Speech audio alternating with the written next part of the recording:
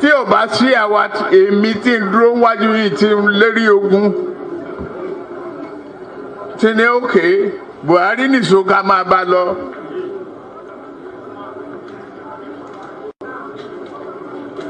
Kò lè di president. Ó ṣe kìíní olùlẹ̀, ó ṣe kejì olùlẹ̀, ó ṣe kẹta olùlẹ̀. Ó tiẹ̀ sunkún lórí tẹlifíṣàn pé láyé òun ò tún rán mọ́. Mo dẹ̀ lọ bá ń Kaduna wà rán ọ̀rọ̀ ẹ̀kún kọ́ lélẹ̀ àdúró tiẹ̀ wà á dẹ̀ wọlé. Nǹkan kan ní pé o ò ní fọ̀rọ̀ orílẹ̀-èdè Yorùbá ṣeré. Ó dẹ̀ gbà. Àtijọ́ tó yẹ ti débẹ̀ mi ò gba mínísítà, mi ò gba contract, mi ì tọrọ ọbẹ̀, mi ì tọrọ gàrí, mi ì tọrọ fúra lọ́wọ́ ẹ̀, mi ì dẹ̀ ìyàwó ń bẹ̀. Ó wá ní lọ́tẹ̀ yìí o, Yorùbá ló kàn.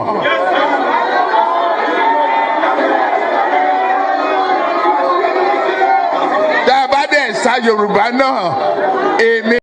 May your reign see prosperity. May Nigeria continue as a united country. Thank you, India Anambra. A lot of my friends are from Anambra here.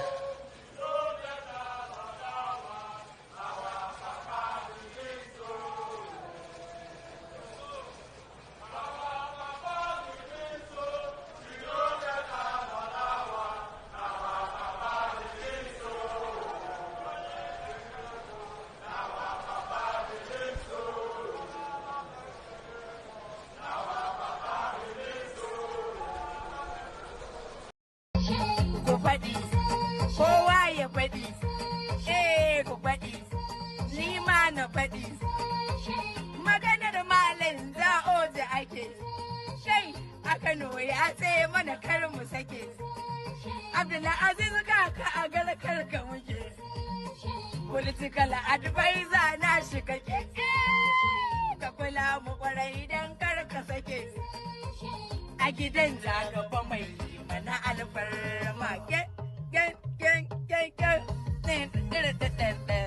rara yake da continuity Tinubu kwantu we say continuity Tinubu hey. We love you Tinubu, we love you Tinubu. We thank you Tinubu, we thank you Tinubu. Continuity, our new Tinubu, our new Tinubu.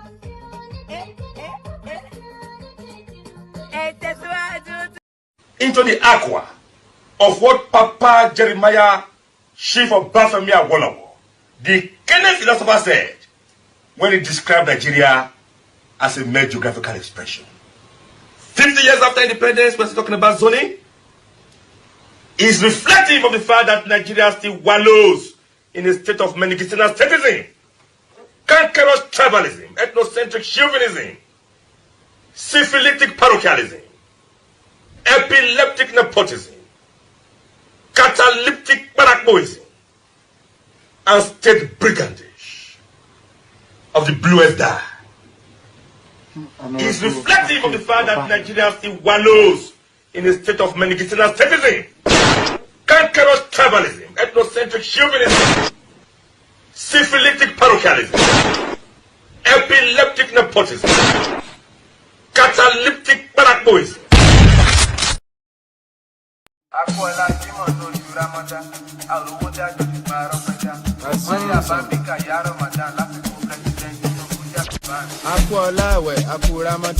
àròwó dájọ́ ṣùgbọ́n arọ́pẹ́dá.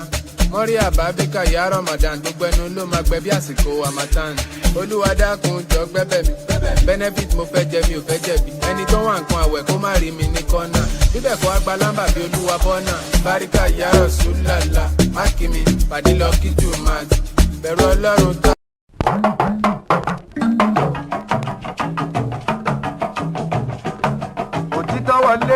pamọ́ igi tó fẹ́ ṣe bí òbí àbìdún ló jẹ́ olórin wẹ́wẹ́ ṣọ́ra ṣe ìjímèrè tó ń bá wọn lè pa ẹkùn ajẹ́ pátánù sọ fún wọn tó ajẹ́ olórí tó lè bá gbòkàn ẹ lọ ṣọ́ra.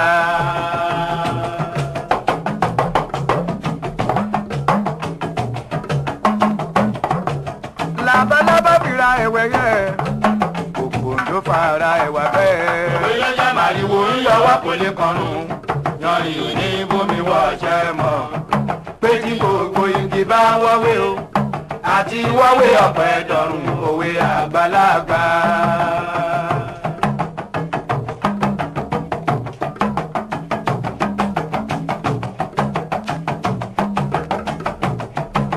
ojú ẹ̀dán kì í fọ́ láyé ẹ̀dán kì í kú lówe lówe ọ̀rọ̀. ìyá ayé ẹ̀ràn wá lọ́wọ́ òkó ṣeé ṣe ibi gbogbo tí mo bá ti wà. àfihàn ẹ̀yẹ tí ń jẹ lálẹ́ ìyá mi ò gúngún gẹ́gẹ́ ẹja máa fìrè fún wa.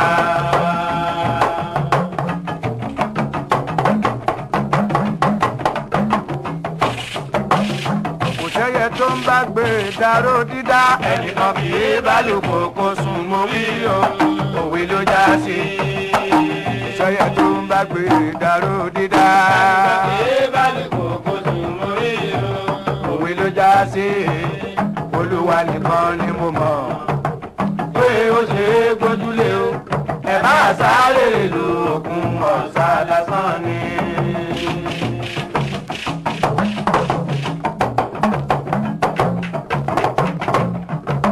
adánitán ti dánitán kàbánijẹ́ tó wọlé ọ̀rọ̀ ẹ̀mí àgbọ̀ òdodo ọ̀rọ̀ la fi ń sọ. òwe abanijẹ́ wọlé ó wọlé ó bá ní lọ́wọ́ wa tún ní ṣe. ajá tó ti kú bá lómi àgbo mò ń sọ tèmi lọ́ba. bí mo gbé náà sí àmì ẹ̀fẹ̀kẹ́ mọ́lé ẹ̀fẹ̀kẹ́ mọ́lé à ń bèké o ara ń fún wọn gbogbo.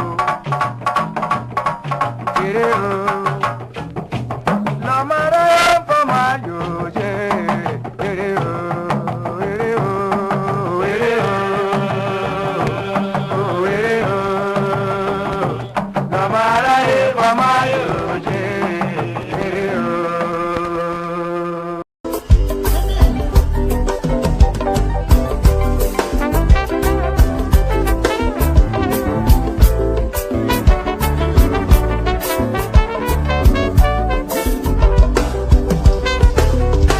I don't suffer, no be small. But say I get sense. Poverty no good at all.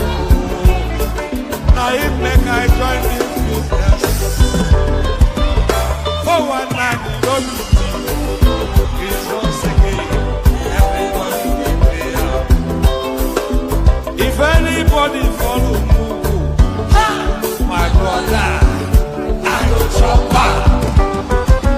National Airport, National Stadium, President, my sister, brother, Master. Oh, man, I go chop your dollar, I go take your money, disappear. For one time in love it.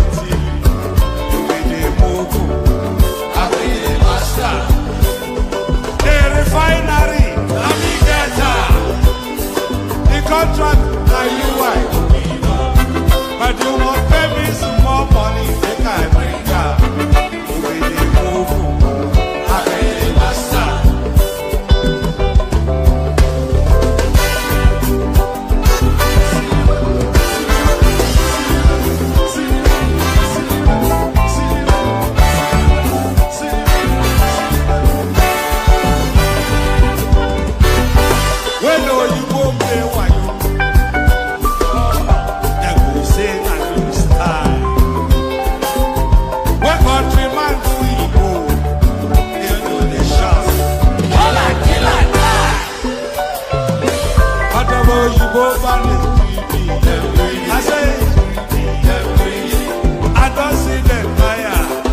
That's why when they enter my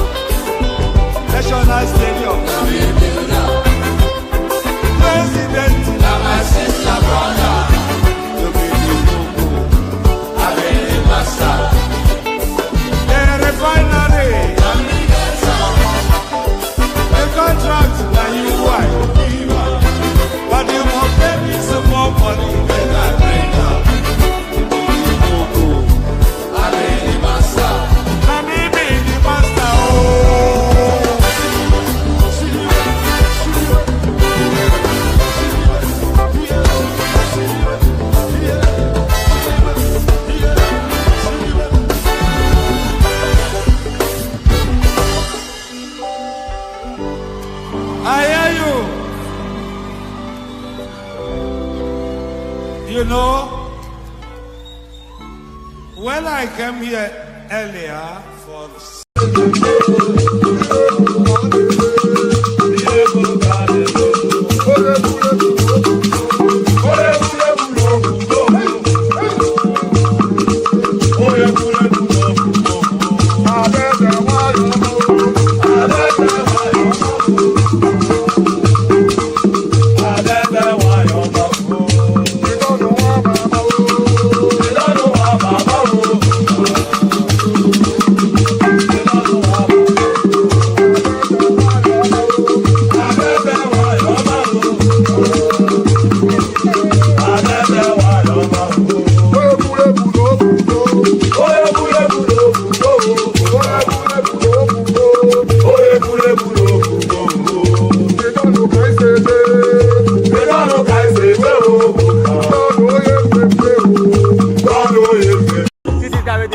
with the leather jacket. No be yori, but I dey bust your bracket. First up, buy the beat. This time when you got the shake.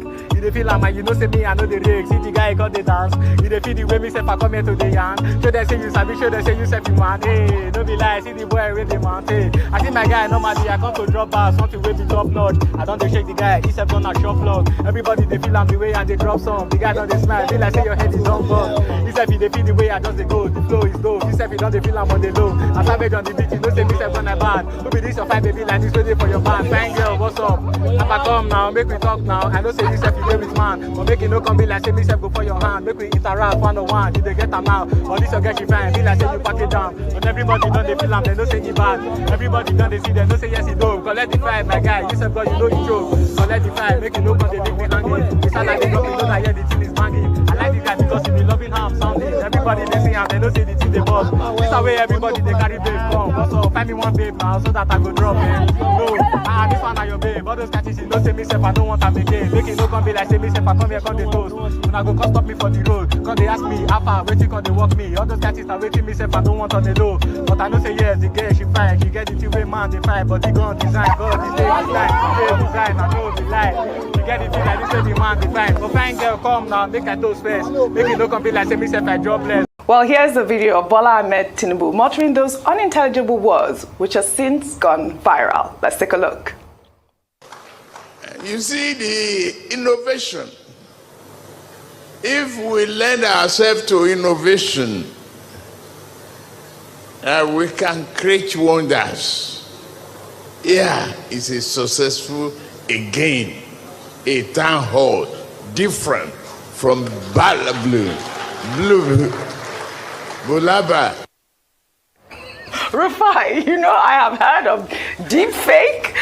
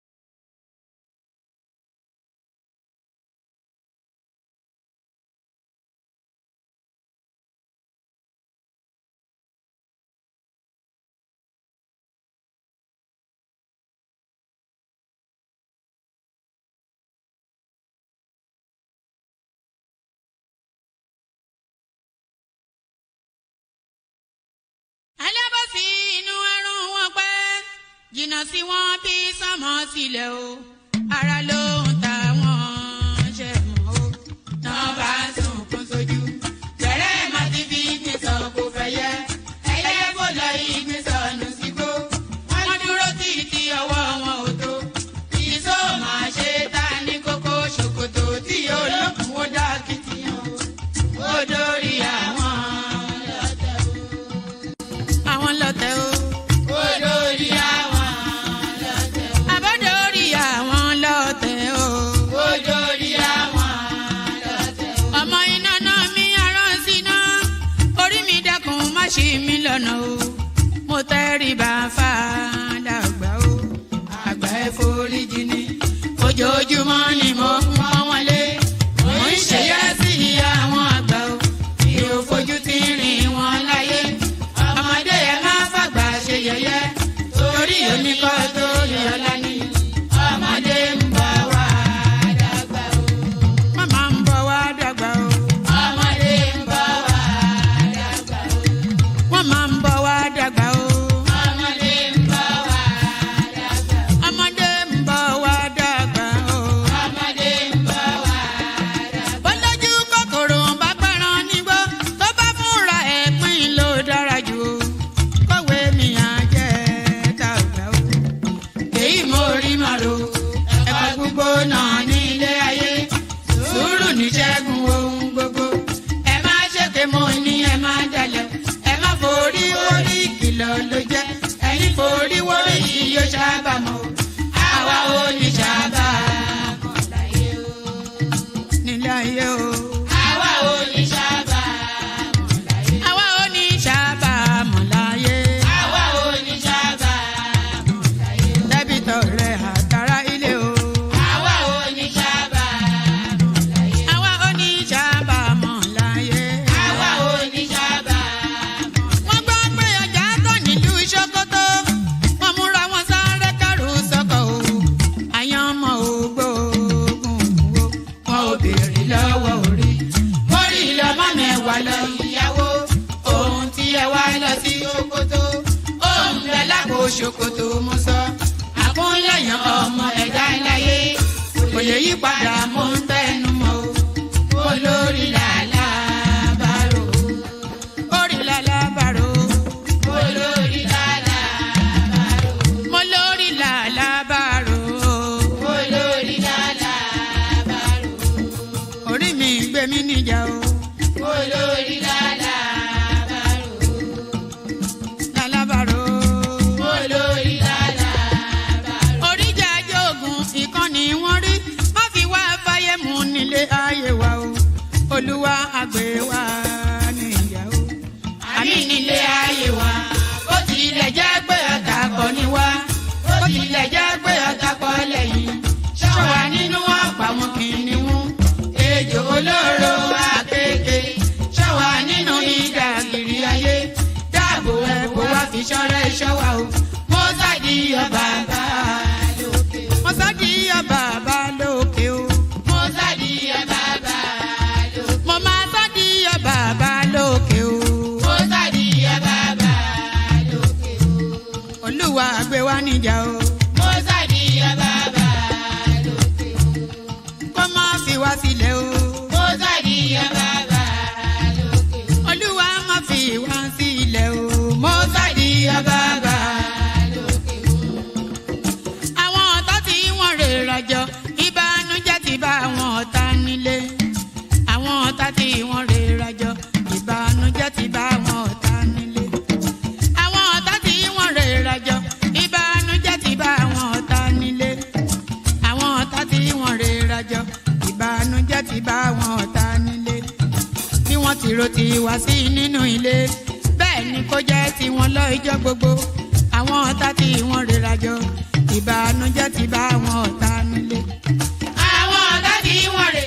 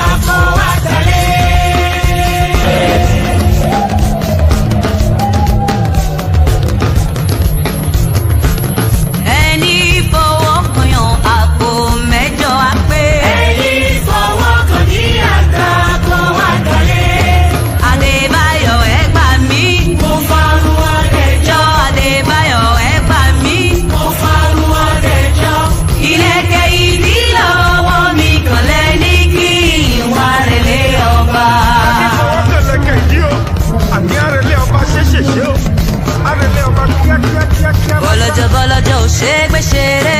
ọmọ ẹkún wo ni bọ́lọ́jọ́ bọ́lọ́jọ́ ò ṣe gbé ṣeré. ẹ̀rù ìyá rẹ̀ bá ní. bọ́lọ́jọ́ bọ́lọ́jọ́ ò ṣe gbé ṣeré. ọmọ ẹkún wo ni bọ́lọ́jọ́ bọ́lọ́jọ́ ò ṣe gbé ṣeré. ẹ̀rù ìyá rẹ̀ bá ní. Mandele yalana go on baila berefe. Mandele yalana go on fatoriani.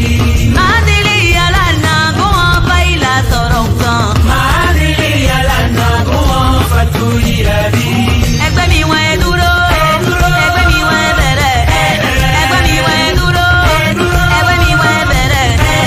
Ṣé ti ń bọ̀ dán? Ṣé ti ń bọ̀ dán? Ẹ sá máa tò mí.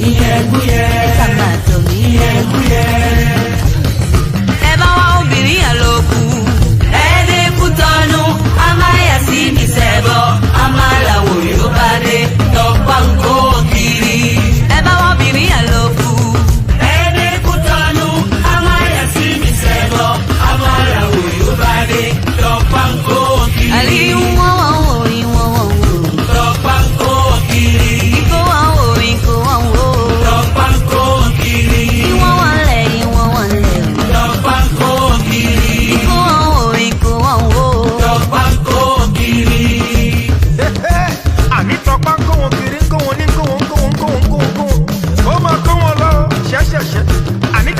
Àbù ní kọrin ní lùmìtì.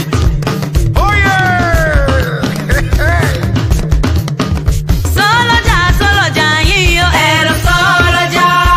Àbímọ títún lókè ọ̀rọ̀ sọ́lọ́jà o. Lè ṣe àbọ́là kàràbánú ń fásì lálọ́ lórí. Sọ́lọ́jà sọ́lọ́jà yíyọ ẹ̀rọ sọ́lọ́jà. Ìtànkè alùpùpù bàbá ń fọ òun òde.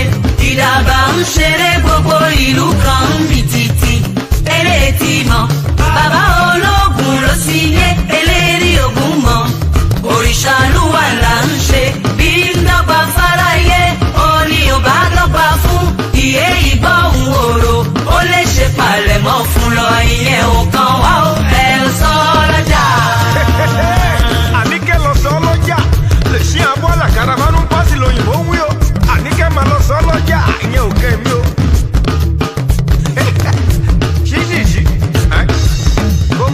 Sọ́lọ́jà sọ́lọ́jà yíyan ẹ̀rọ sọ́lọ́jà. Àníkẹ́ kóra ìjọ pọ̀ kẹ́ máa sọ ìyẹn ò kàn mí o. Sọ́lọ́jà sọ́lọ́jà yíyan ẹ̀rọ sọ́lọ́jà. Ìtànkè alùpùpù bàbá ń fọ òun òde. Ìdàbà ń ṣeré gbogbo ìlú kan ń bì títì. Eléètì mọ̀, bàbá ológun ló sì lé eléèrí ògún mọ̀. Òrìṣà lúwà là ń ṣe bí dọ́gba fáráyé. Oní ò bá dọ́gba fún ìyé ìgbọ́hùn òrò. Ó lè ṣe palẹ̀mọ́ fún lọ ilé òkan wá ó ẹ̀rọ sọ́lọ́jà.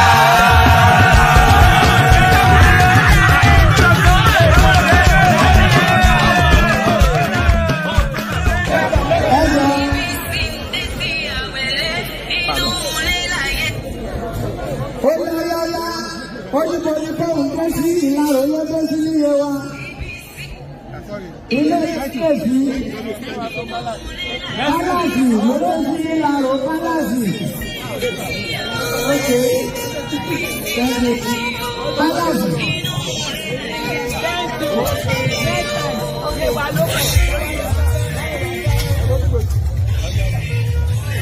IDB, ẹgbẹ́ wọn kọ́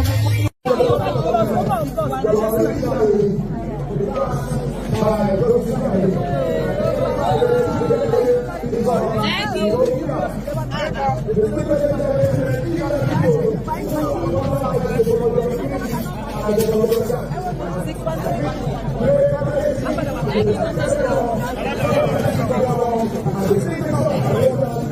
Mama.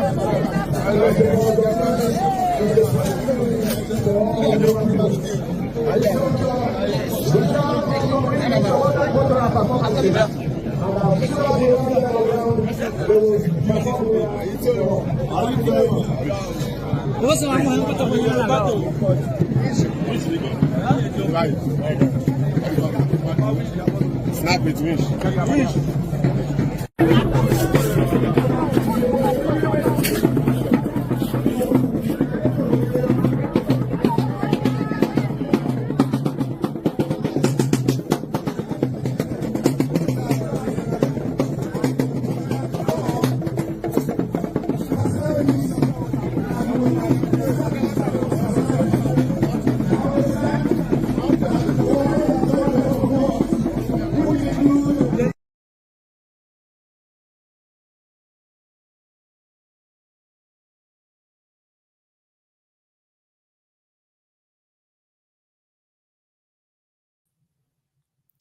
Check, check. Can you guys hear me?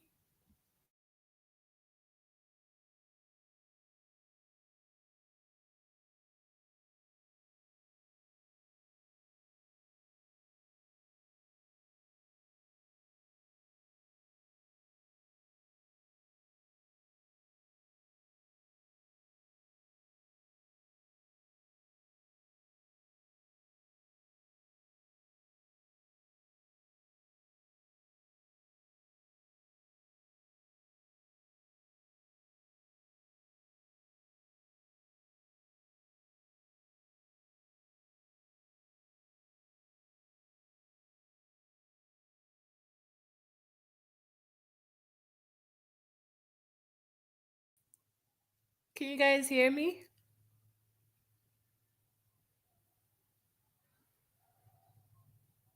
Well, I guess if you can hear me, we're waiting for 1 minute, so he's definitely going to come in the studio.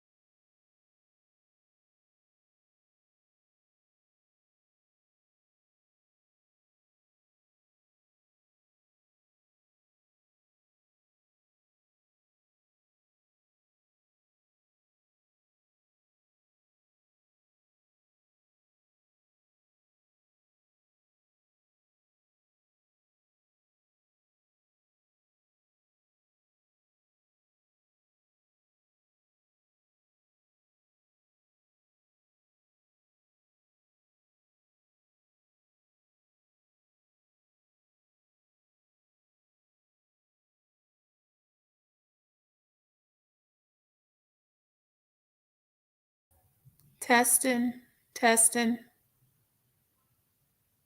It's funny you can hear me, but I don't hear myself in the studio. I think that's the technical difficulty 1 minute is having.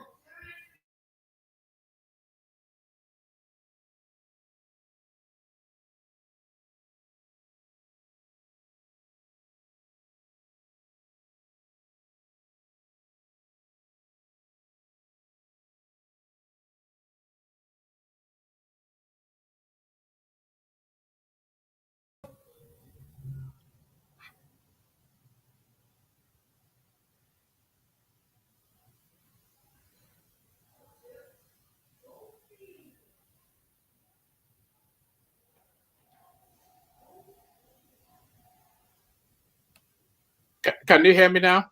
Now I can hear you. Yeah, I can hear all you. right. Oh, goodness me. What was that all about? It's a grand conspiracy. I blame it on the obedience. You must always blame everything in life on the obedience. So, thank you for standing in bridge, Choma. So that's the excellent Choma right there. So the obedience have sent their deity Ndugurudu to come and interrupt my session, but never deterred.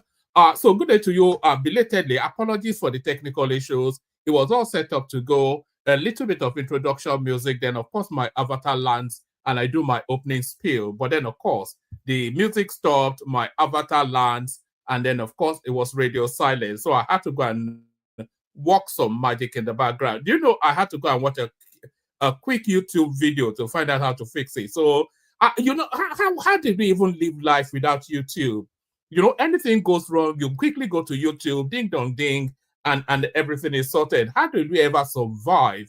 Did you know that once upon a time in this country, that if you're driving to a location that you don't know, you are halfway down the road, then you park on the curb, and then you bring out this huge map, and then you're trying to plot your way with a paper map. Yes, and that was barely 10 years ago, thereabout.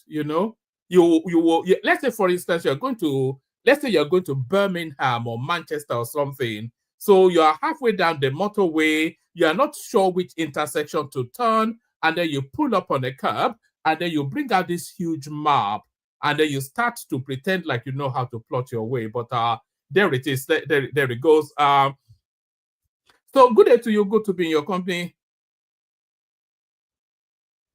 No, nobody memorizes the map. D2. Don't be a show off.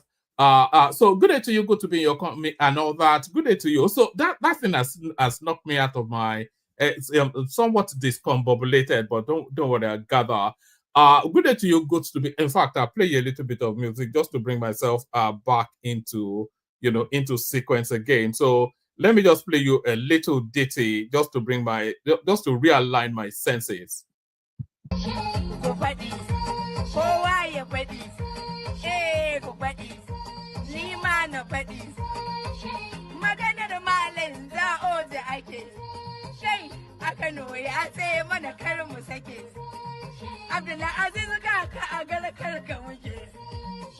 Political advisor na shiga ka kula mu kwarai dan kar ka sake a gidan zagaba mai mana alfarma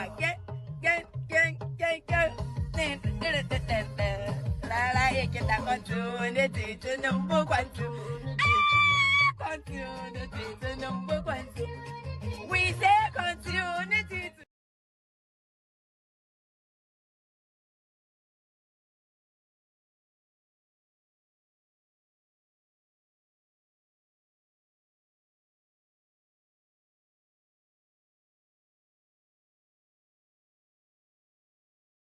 So there it is right there. Even the Abokis are telling you continuity, Tinubu continuity. So continuity, Tinubu continuity, and continuity, one man continuity. So good day to you, good to be in your company and all that. Good day to you, good to be in your company and all that. Don't call me that.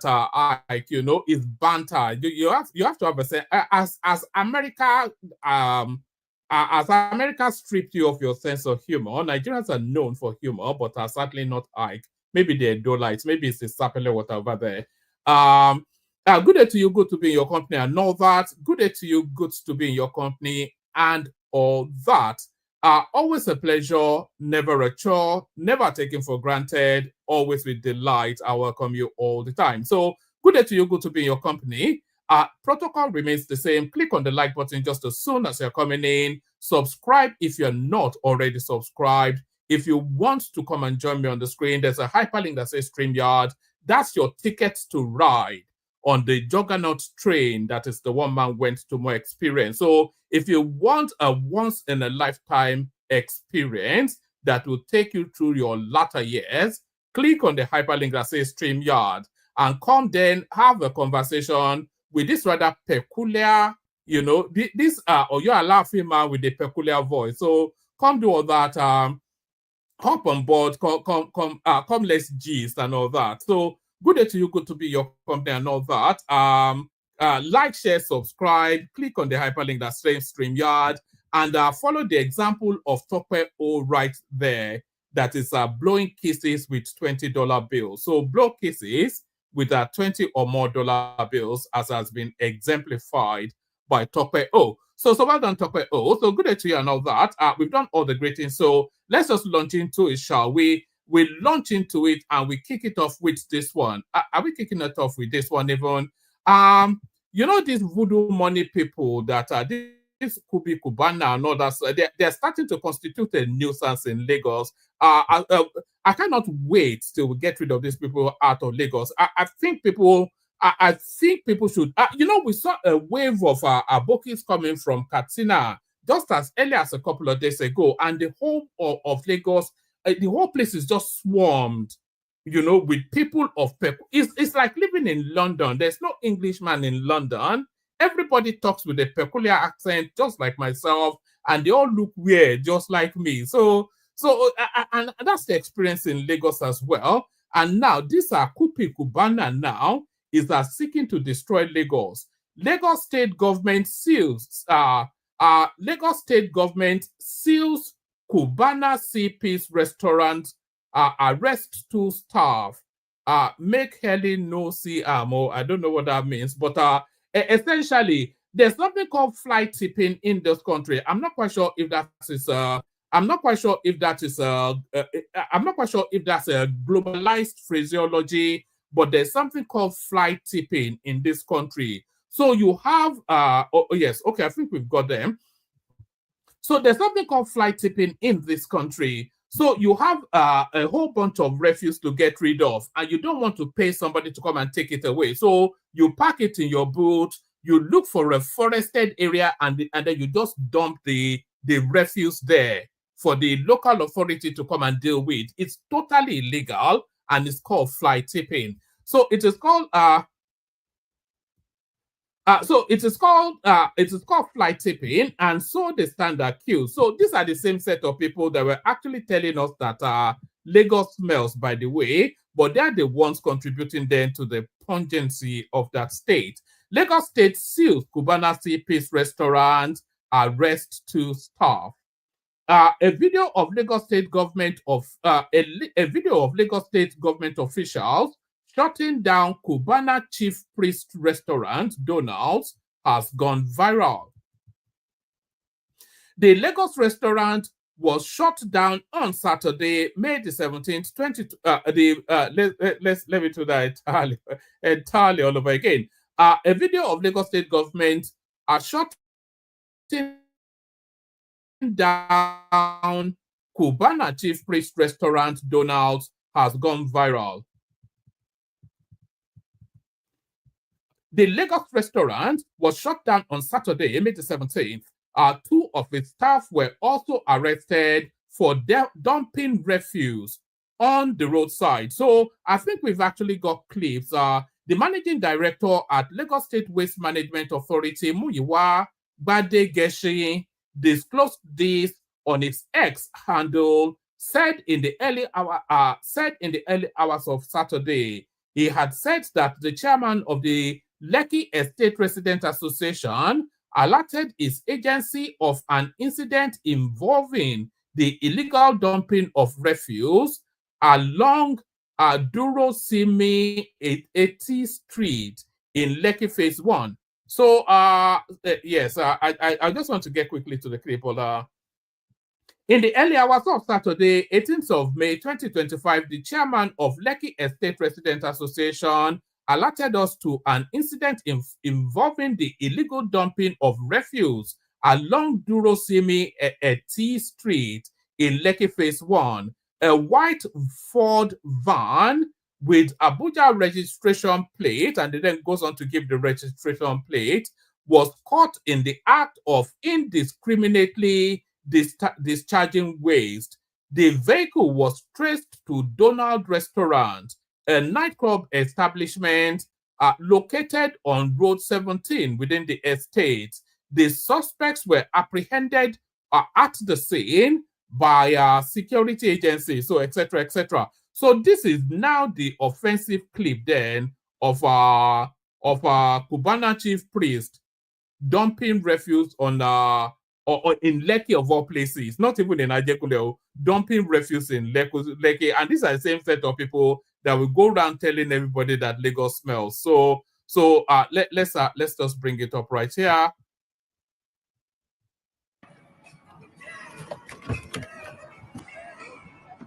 Okay.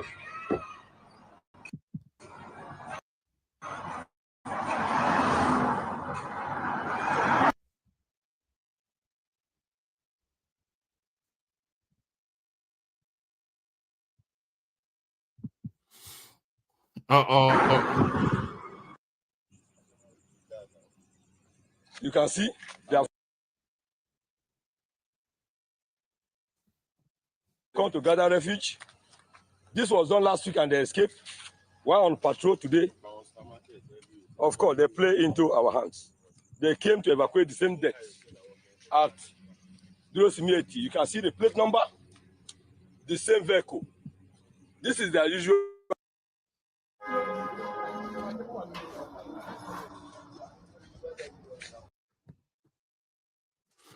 Oh, so there it is right there. So that's Cubana Chief Priest restaurant being shut down, at least being sealed off temporarily for reasons of illegal refuse dumping. So you may well say of one of the things that we could be discussing, why are we discussing that? But it's an offensive thing to do. And it's a disrespectful thing to do as well. It just shows it shows a total lack of regard, for the whole state.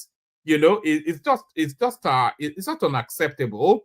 And even remove any ethnic tonality, I think universally we will say that it's unacceptable. A restaurant as prestigious as that one and as profitable as that one, they should have already an established waste disposal system. Certainly not fly tipping it on the streets. So who cleans it up? If every other restaurant throws their refuse right on the streets, then what will Lagos look like? So it's just a total lack of regard for the space, isn't it? It's an act of aggression. If you really want to know what I'm thinking, it's an act of aggression. So that's that. So from that to more serious political matters. From that to more serious political matters, I have not seen anything that will stop Tinubu's re-election. Tanko Yakasai. So I think this is a universal, it's a universally accepted thing, that there is no stopping this guy. Not for reasons that he's performing excellently, which I personally think that is the best president we've ever had yet. But that's just my personal view. A lot of people disagree quite fervently, quite sharply, quite aggressively.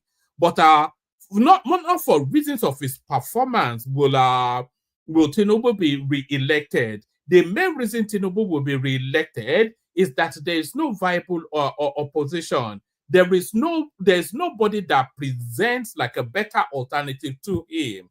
So Tinubu's re-election is actually a condemnation of the political landscape rather than an endorsement of him. There is who is viable to replace him? Is it Atiku or is it Kwakwansia or is it Peter? Is it Peter Obi? There's nobody out there. Is it Showore? Is it Prince Adebayo? You could say, but he's just too distant and too. Is it El Rufai? So there's no viable alternative, and that is really what re-elects Tinubu. I have not seen anything that will stop Tinubu's re-election. A northern stalwart speaks to the space. Tanko Yakasai. Tanko Yakasai, the elder statesman and founding member of Arewa Consultative Forum, says President Bola Tinubu remains the most favored candidate to win the 2027 election. Speaking with News Agency of Nigeria, Yakasia said there is currently no politician with a stronger backing than Tinubu. In Nigeria today, Bola Tinubu is the president. He has his ministers and governors who are backing him. Yakasai said, who else has all what it takes to move into the contest with the kind of stamina and strength to be more successful comparatively with Tinubu? Yakasia said the ruling All Progressive Congress APC controls most states and still enjoys support from governors in opposition parties. We should all wait and see if the picture will change drastically. Otherwise, for now, the odds are in his favor because I have not seen anything that will prevent him from winning the next election. Yakasai said he hasn't done anything against the North. In my understanding, the North alone cannot decide who becomes the president of Nigeria. The elder statesman said there is no official consensus yet amongst the northern political class. I haven't heard anybody making any proposition about the 2027 presidential election from the Arewa Consultative Forum, he said. What is tagged the Arewa Consultative Forum or Northern Elders Forum's position are mere individual opinions, because he said Nigerians should wait until the region formally takes a position adding that internal crises in the opposition parties have made Tinubu's path to re-election even easier. Yakasia declined to assess Tinubu's performance, but urged politicians to prioritize the interest of the public. Our politicians should see politics as a dynamic game, and what I will advise is for them to play the game on the basis of ideology and programs, he said. Let them envision the way they want the country to be and not targeting to be ministers, governors, and presidents. So that is Tanko Yakasia then that tells you that it just re-echoes what is already been known, that there is no vacancy in Aso Rock. So no vacancy in Aso Rock, I'm afraid. Sorry about that. So no vacancy in Aso Rock. Details of what Tinubu told Peter Obi, Fayemi. Where do I want to read this from, actually? Where do I want to? Oh, okay, let me just read it from here. It's all over the news, by the way. So I could have read it from. Some people actually sent it to me. They sent me the Twitter version of it. I think it reads better on Twitter, actually. So let me see if I can bring that up. It reads better on it's Tinubu meeting Peter Obi in Rome, by the way. So that's where we're going.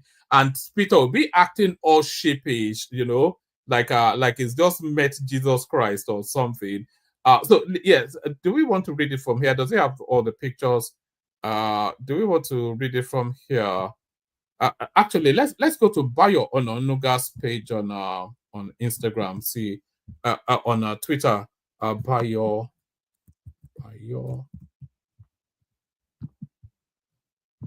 So this is live TV. So this is what goes on. This is nothing like being prepared. It's like an organic sort of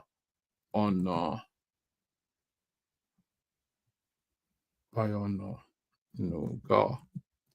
It reads better on Bayo Ononuga's page. So let's see if we. Right, where are you? That's the Tinubu spokesman, of course. Aha. Yes. So it reads better here. So let's read it from here. Yes. President Tinubu meets Peter Obi, Fayemi at the Vatican. President Bola Tinubu, Mr. Peter Obi, the Labour Party presidential candidate and former Ekiti Governor Kayode Fayemi, met at Pope Leo XIV's installation mass on Sunday in Rome. Fayemi cited President Tinubu, where he sat with other leaders and asked Obi to follow him to pay homage to the Nigerian leader. Obi agreed, So all the agidi is just on social media. So there it is. President Bola Tinubu meets Peter Obi, Fayemi at the Vatican. President Bola Tinubu, Mr. Peter Obi, the Labour Party presidential candidate and former Ekiti Governor Kayode Fayemi, met at Pope Leo XIV's installation mass on Sunday in Rome. Fayemi cited President Tinubu, where he sat with other leaders and asked Obi to follow him to pay homage to the Nigerian leader. Obi agreed. On getting to the president, Fayemi broke the ice between Obi and Tinubu. He said, Mr. President, welcome to our church and thank you for honoring the Pope with your presence. President Tinubu, ever quick-witted, responded, I should be the one welcoming you and Peter.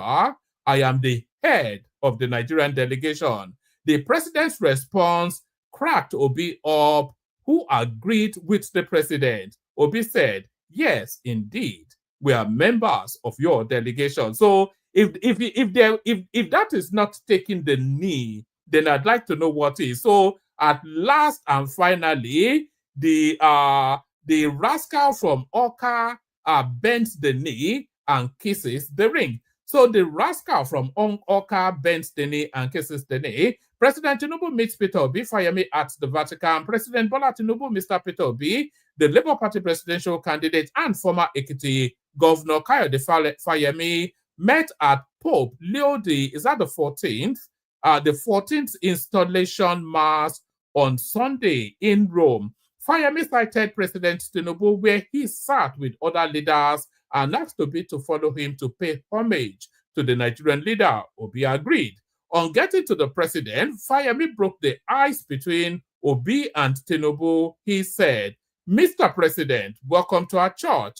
Thank you for honoring the Pope with your presence." President Tinubu, ever quick-witted, responded, "I should be the one welcoming you and Peter. I am the head of the Nigerian delegation." The president's response cracked Obi up, who agreed with the president. Obi said, "Yes, indeed, we are members of your delegation. Peter Obi and Fayemi are staunch Catholics and papal knights." So there it is right there. So there it is right there. That is what surrender looks like. Look at how he's grinning sheepishly, like he was in the presence of Jesus Christ. That is Sheyi Tinubu, of course. That is Fayemi right there. That is the daddy of them all, Tinubu, and that is the boy in the middle. We cannot. I wonder you. Why didn't you tell him frontally to his face that we cannot continue like this? We cannot continue like this. Nigeria is a death's door. So that's Sheyi Tinubu, that's Fayemi, that's Peter Obi, and that's Tinubu, of course. The beauty in the backdrop right there, of course, the unmistakable elegance of Bianca Ojoko right there, and still that's that bunch right there. Look how sheepishly Obi is looking at his daddy. Look at that. Look, can the green be bigger? Look, it's like it's met Michael Jackson or something. It's like it's met Michael Jordan. It's like it's met Sonny Ade. The way he's grinning like a Cheshire cat. Look at that, unbelievable stuff. Why is it not crowing? We cannot continue like this. Why is it not doing all that? The cheeky rascal, the jumped up upstart. So that's the jumped up upstart getting his comeuppance. So the jump up upstart gets his comeuppance. So from the jump up upstart to where are we going to now? From the jump up upstart to more pertinent matters. 33 states repaid 1.8 trillion naira debt in 18 months due to FAAC windfall. So let me send the link again because there's no one in the studio at the moment. If you want the conversation, like I always say, you have to hop on. It is a participatory sport. It's a participatory sport. It's a dialogue, not a monologue. I'm not here to sermonize. I'm just here to josh around and chat with friends. So if you want to be part of the conversation, there's the hyperlink right there. So yes. So we're seeing now all the states paying off their debts are somewhat to a large percentage. The average state has paid off 75% of their debts, which is to tell you then that the states are now in a more robust financial footing in order then that they can serve and service their people even better, all as a result of policy adaptations by the guy they call a drug baron and all that the obedience like to abuse. 33 states repaid 1.8 trillion debt in 18 months due to FARC windfall. So there is no reasons now why you shouldn't be seeing developments in your state because they are now awash with money. The federal and state governments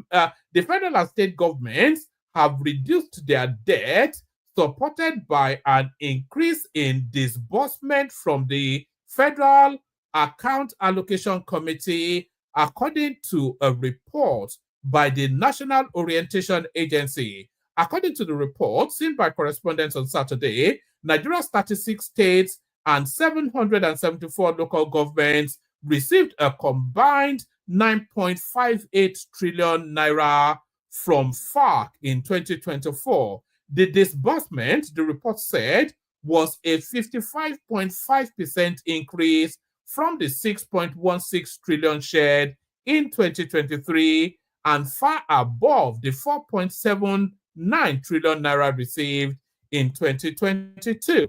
The NOA said the revenue spike came from a larger 15.26 trillion pool distributed amongst the 3 tiers of government in 2024, driven by improved oil receipts and better taxation collection. The agency said the windfall helped improve liquidity and solvency across the board, allowing most states to reduce their reliance on borrowing and embark on unprecedented debt repayment. According to NOA, between June 2023 and December 2024, the domestic debt stock of the 36 states and the FCT dropped from 5.82 trillion naira to 3.97 trillion naira, a reduction of 1.85 trillion naira in 18 months. Today, at least 33 states and the Federal Capital Territory FCT have reduced their domestic debt portfolio at an unprecedented rate, the report said. Therefore, within a period of 18 months spanning June 2023 to December 2024, these states have repaid a whopping total sum of 1.85 trillion naira to their creditors. So that I think that deserves a blast of the Tinubu song, doesn't it? So the guy is paying off your debts, is educating your children, is building infrastructure, all of these things, and you're still there doing your ding dong. Yes. So let me just. I think that deserves a blast of this.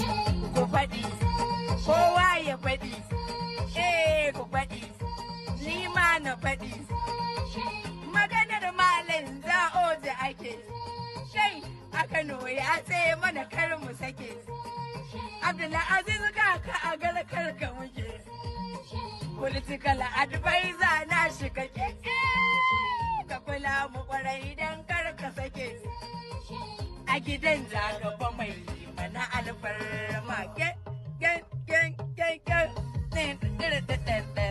la yake da kwanto ne titunan bukwanto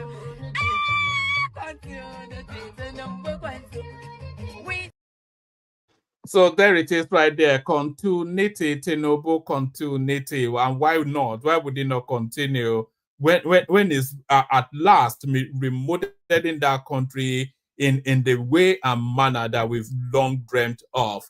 So is that all we've got? That may well be all we've got, you know. Like I said, if you don't turn up, we don't have a conversation.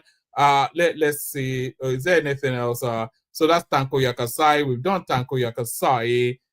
We've done Peter Obi bending the knee to Tinubu at the Vatican. We've done the debts being paid off by the states, and Obi Kubana turning the whole of Lagos into a refuse dump. So we've done that. So that's what we brought for today. So let me play you the clips that we have, and then we'll see what happens after that. We go to the clips.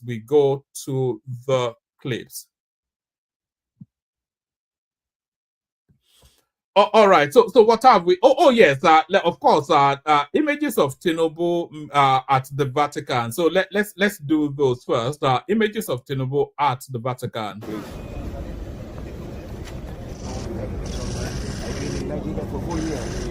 Yes. Abuja. Yeah. Thank you so much. Very proud to receive you. Seeing Kelly of the English. They said we should move back once. Sei tu il mio Dio e ti rendo grazie. Sei il mio Dio e ti esalto.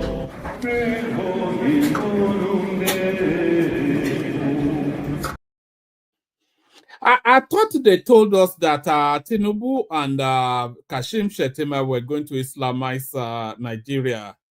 Maybe they didn't get the memo that was their mission. I don't think that's part of the Islamization process. Is this part of the Islamization process going to kiss the ring of the new Pope? What happens to all of those warnings that Peter Obi gave us that they are going to Islamize Nigeria?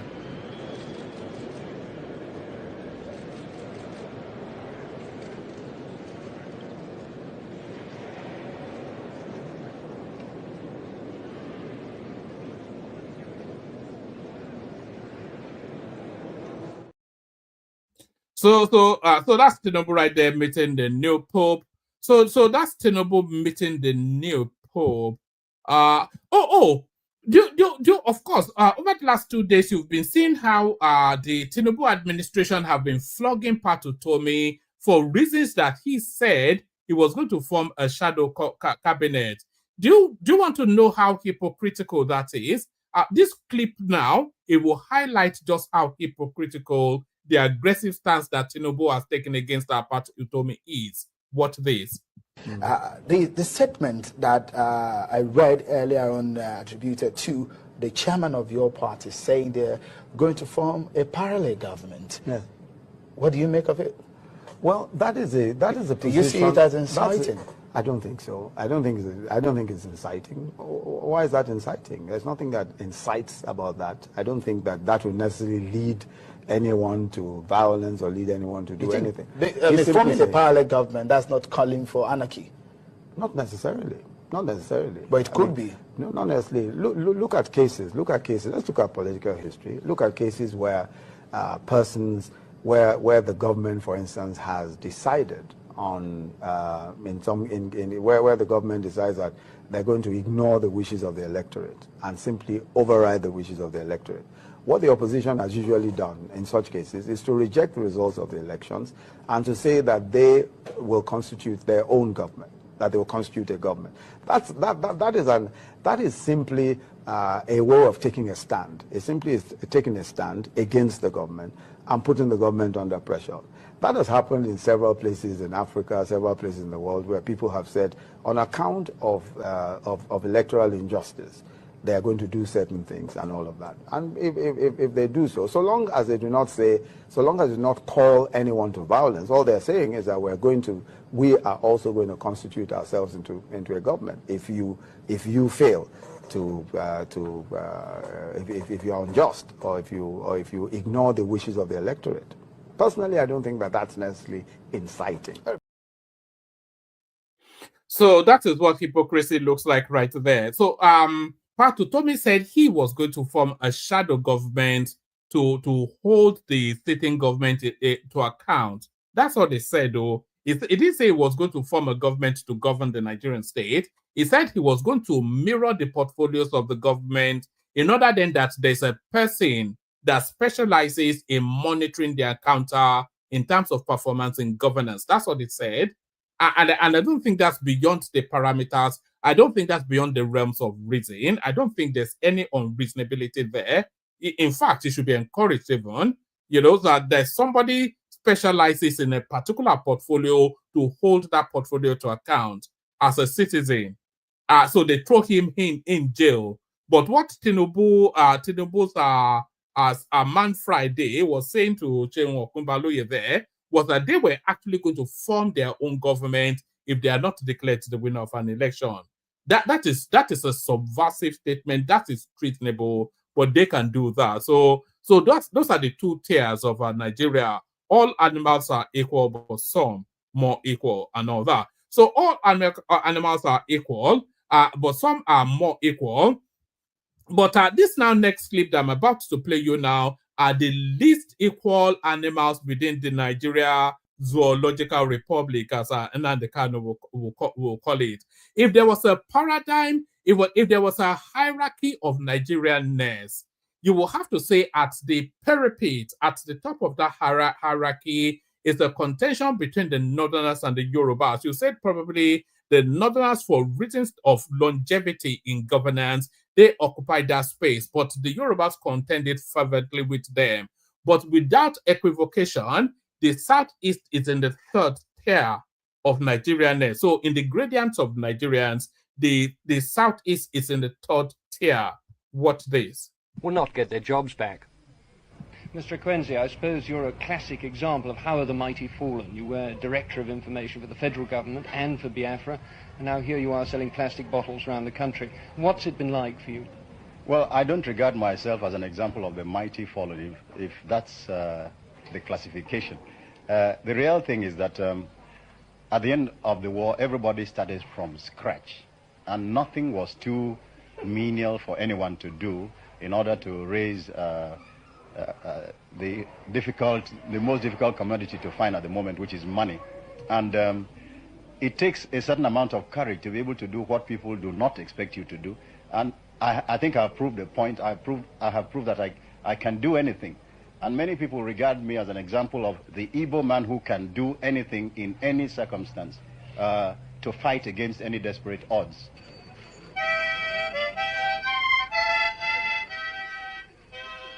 For the moment, no matter how hard they try to raise themselves from the ruins of defeat, all Igbos are beggars, dependent on federal government money to get things moving again.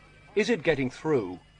The National Rehabilitation Commission is a bit slow and top-heavy. We are not adequately, in fact, we are not at all represented in this body.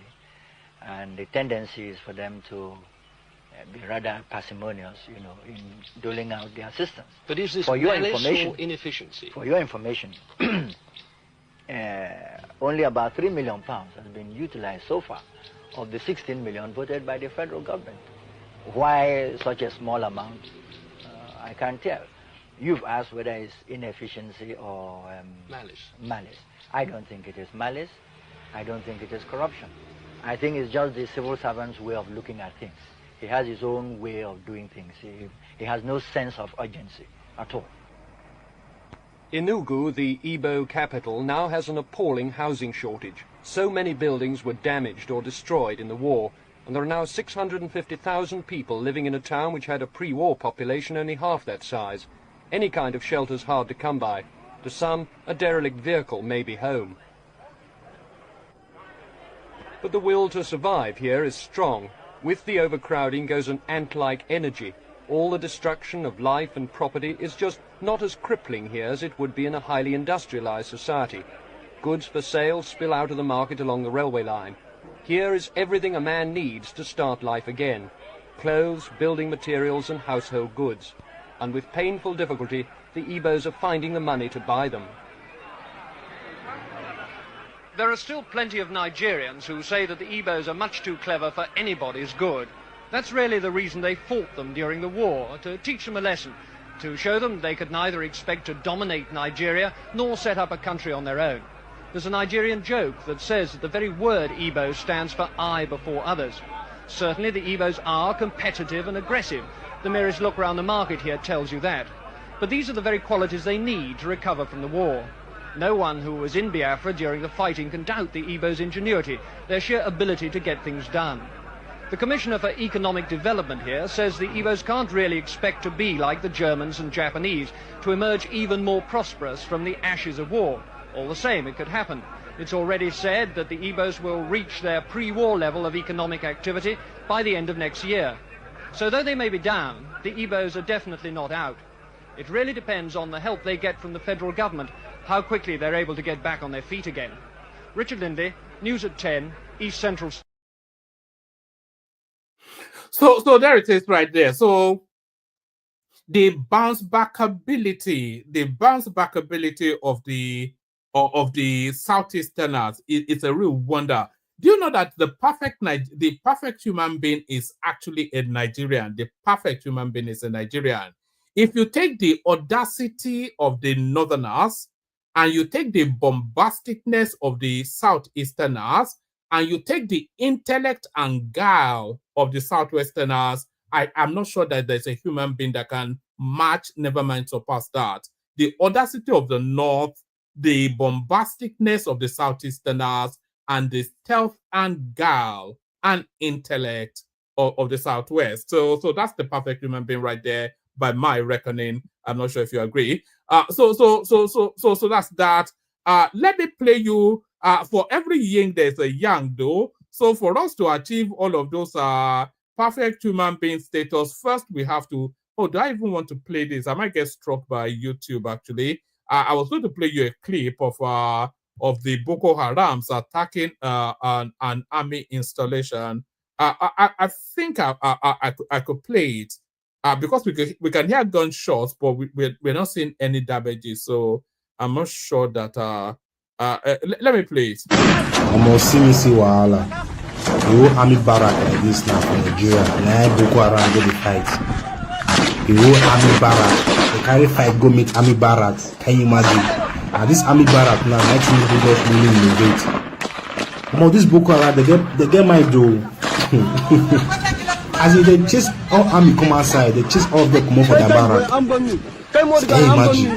Tinubu, which way would they now? So there it is right there. That's sort of along the lines of the audacity that I was talking about. That's quite an audacious thing by anybody's language.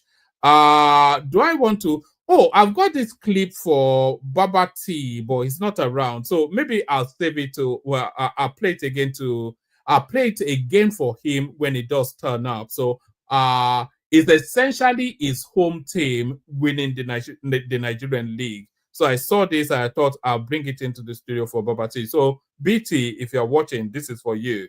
This is Remo FC.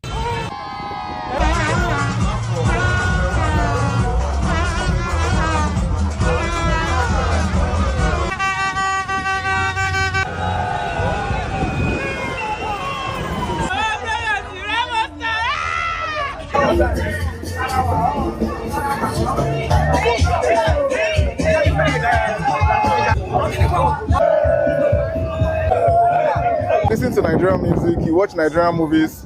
Why don't you watch African sports and Nigerian football?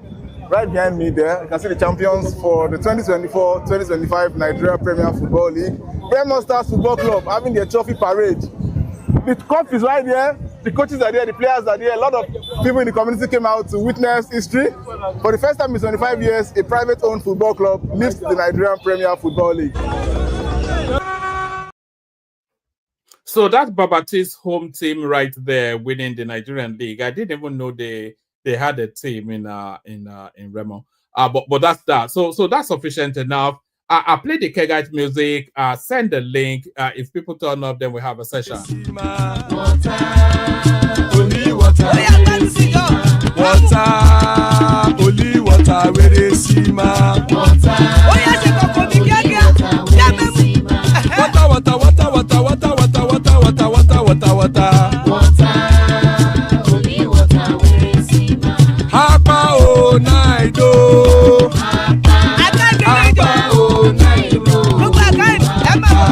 Hapa you don't come oh.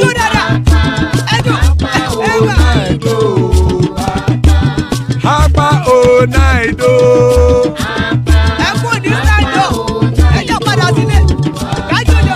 Oro kẹ̀kẹ́ ẹlẹ́mù yé o. Ilé ṣọ́bí àkẹ́kẹ́ ẹlẹ́mù ré o. Bọ́bí master kẹ̀kẹ́ ẹlẹ́mù ré o. Chifu Faila ti kẹ̀kẹ́ ẹlẹ́mù ré o. Eruku lẹ̀lẹ̀ ẹlẹ́mù dé. Eruku lẹ̀lẹ̀ ẹgbẹ́ ẹlẹ́mù dòde ó jàre o. Eruku lẹ̀lẹ̀ Ghana ti dé ẹgbẹ́ bọ́dì o. Ọmọ ẹlẹ́yẹ ẹyẹ o ó dìlé o. Olúyẹ̀lá ẹyẹ o ó dìlé o. Petrosonama ẹyẹ o ó dìlé o. Petrosodunke ẹyẹ rẹ ó dìlé o. Ẹlẹ́kọ̀ ọ̀run mú ìní o.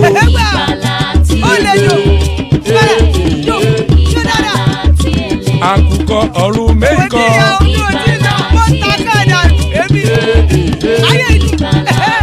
Ikú kò ní ríwà gbéṣe o.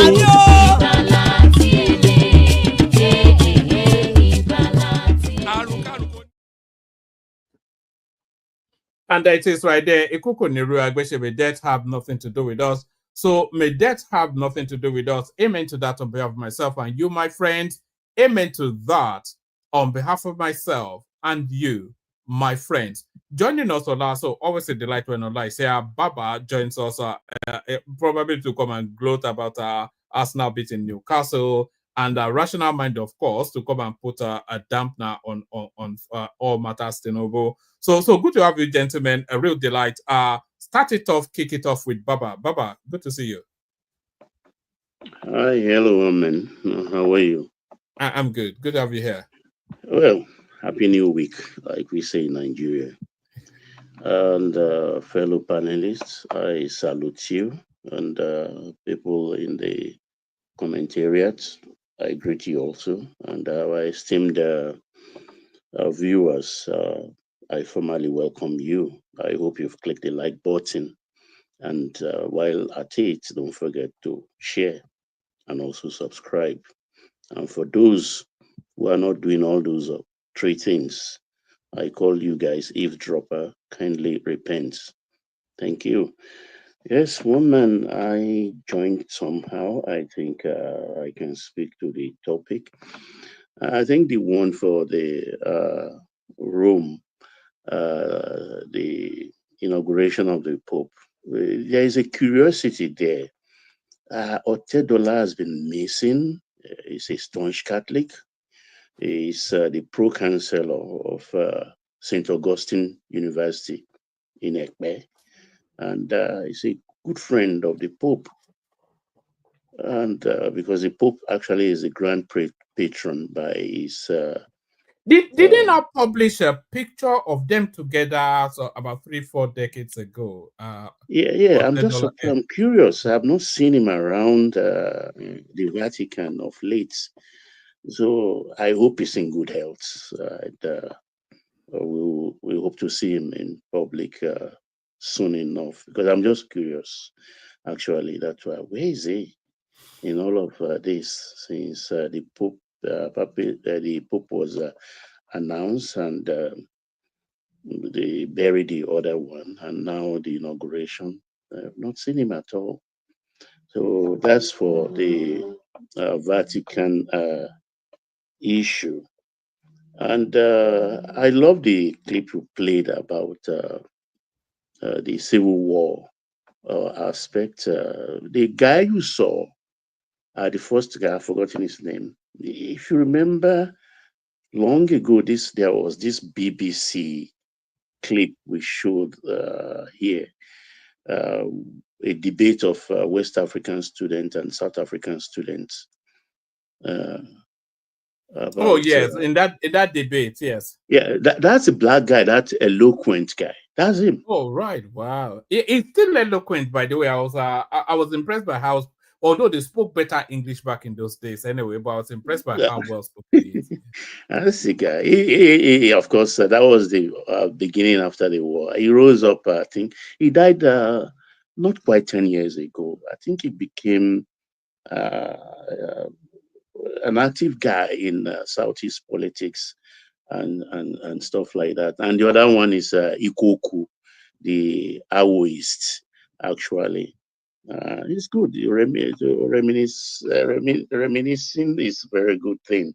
Actually, it takes us back. I love seeing such clips actually, and it's a salute to the doggedness and industry of the Igbo people actually. But It's quite a unique character trait, though, the capacity for the Eagles to find gold even in the muckest of muds. You know, they have this thing, thing about them. Yeah. They didn't achieve it anyway without help from the Southwest and Western people. They didn't come. They got lots of help actually, because but they're very dogged as a people, though. Very. No, you can't take that away from them. Even in the era of slavery. How did they get help from Southwest? How does Southwest come into this picture now, into this talk now? Oh, of course, when they returned Southwest, I repeatedly, and there is a 50 million on that here on this platform. This is the third or fourth time I'm repeating it. When they came back in the Southwest, they got all their properties back, everything, inch by inch. They got everything back. You can say the same thing of other territories in Nigeria, River States, inclusive. They seize everything, and they have to build back and build back better. But in the Southwest, it was seamless. It was seamless. Quote me anywhere and fact check me on that. Are you satisfied, Mr. Rational Man? RM, fondly called. Baba, it's okay. I hear you because you are. I'm waiting for my own thought. Don't worry. As usual, you threw me off No, gear. but it was Lagos that built them back up, essentially, wasn't it? Oh, come on. Let's stop that nonsense. The Southwest was it not? Was it? But more so Lagos. You see, Baba, let me borrow your time. You see, well, you see, I just want to reserve this for my own time. But then let me just say because I don't know, I might not have the time. You see, that's the thing about the Igbos. They've always been hated. They're just like, well, don't get me wrong. I don't like comparing them to Jews, but not in the sense of how the Ipobians, they try to, equate themselves to some kind of Jews or tracing their line to. That's not what I'm saying. But that characteristic of the Jews surviving anywhere, making something from nothing. The Jews have that. That's why they are always hated anywhere the Jews they are. Igbos are like that. They are very entrepreneurial, they have this survivor instinct in them to survive anywhere. You see, that could be traced back to the 40s, the 20s, when they started having problem in the north. It boils down to when they get to any place, even where a native of that land cannot even see anything there, Igbos would rise to prominence. They will become rich merchants, rich traders. They will own properties, and they start becoming maybe like head over the excuse me, head over the locals there. That's why they were hated, and they themselves too. Maybe they had they did some judgment made some errors in wanting to dominate over the locals. But I'm not saying they dominate, but their rise to prominence in any locality where they are. And like you said, one man, there's this very kind of boisterous kind of people who say they like to show themselves when they are. Don't get me wrong. What I'm trying to say is this: is that you can see that in what Sadwana said when he says these are the kind of people when they come they want to dominate, and that is a famous interview that he had with Sky News or whatever. What was that news? Sky News, back in the BBC. They're back in those days. There was Sky now. Sky or BBC. But one of them. But then my point is this: is that it's just because they have this survival skill in them that they want to survive anyhow. So let's not say that no man made them. I don't think any man made them. Well, I can understand maybe they got their properties back in Lagos. How about those places that did not get their properties back? People in Port Harcourt, in the River State, and other parts of Nigeria. The wealth that underpins the South. There's no wealth from the wealth is from the Southwest. No, the it's wealth not. That's why I'm giving you that. That's why I'm giving you that story. All of them made their any Southeasterner of note made his money in Lagos. There are Southeasterners in Gabon. There are Southeasterners in Guinea. Yes, but their pathway to there was Lagos. Any Southeasterner of note made his fortune. I'm not denying the fact that Southwest has not been a springboard for some of them, but not all of them. You make it sound like every one of them has to pass through Lagos. It's the backdrop that sustains that space. You see, let's not promote some things that are not really what it is, because we would like to do this ethnic thing here every time, which is so infuriating sometimes. We are not even doing it. So I know. I'm not saying we're doing it, but it sounds like we're doing it. But then my point is, in conclusion, I just want us to understand that the Igbos have always been industrious. Even before, some of them, even when they left east, they just went straight to the north. They became rich. They became big merchants in the north. I'm not saying some of their goods did not pass through the port of Lagos, but what I'm saying is that they became rich not from Lagos.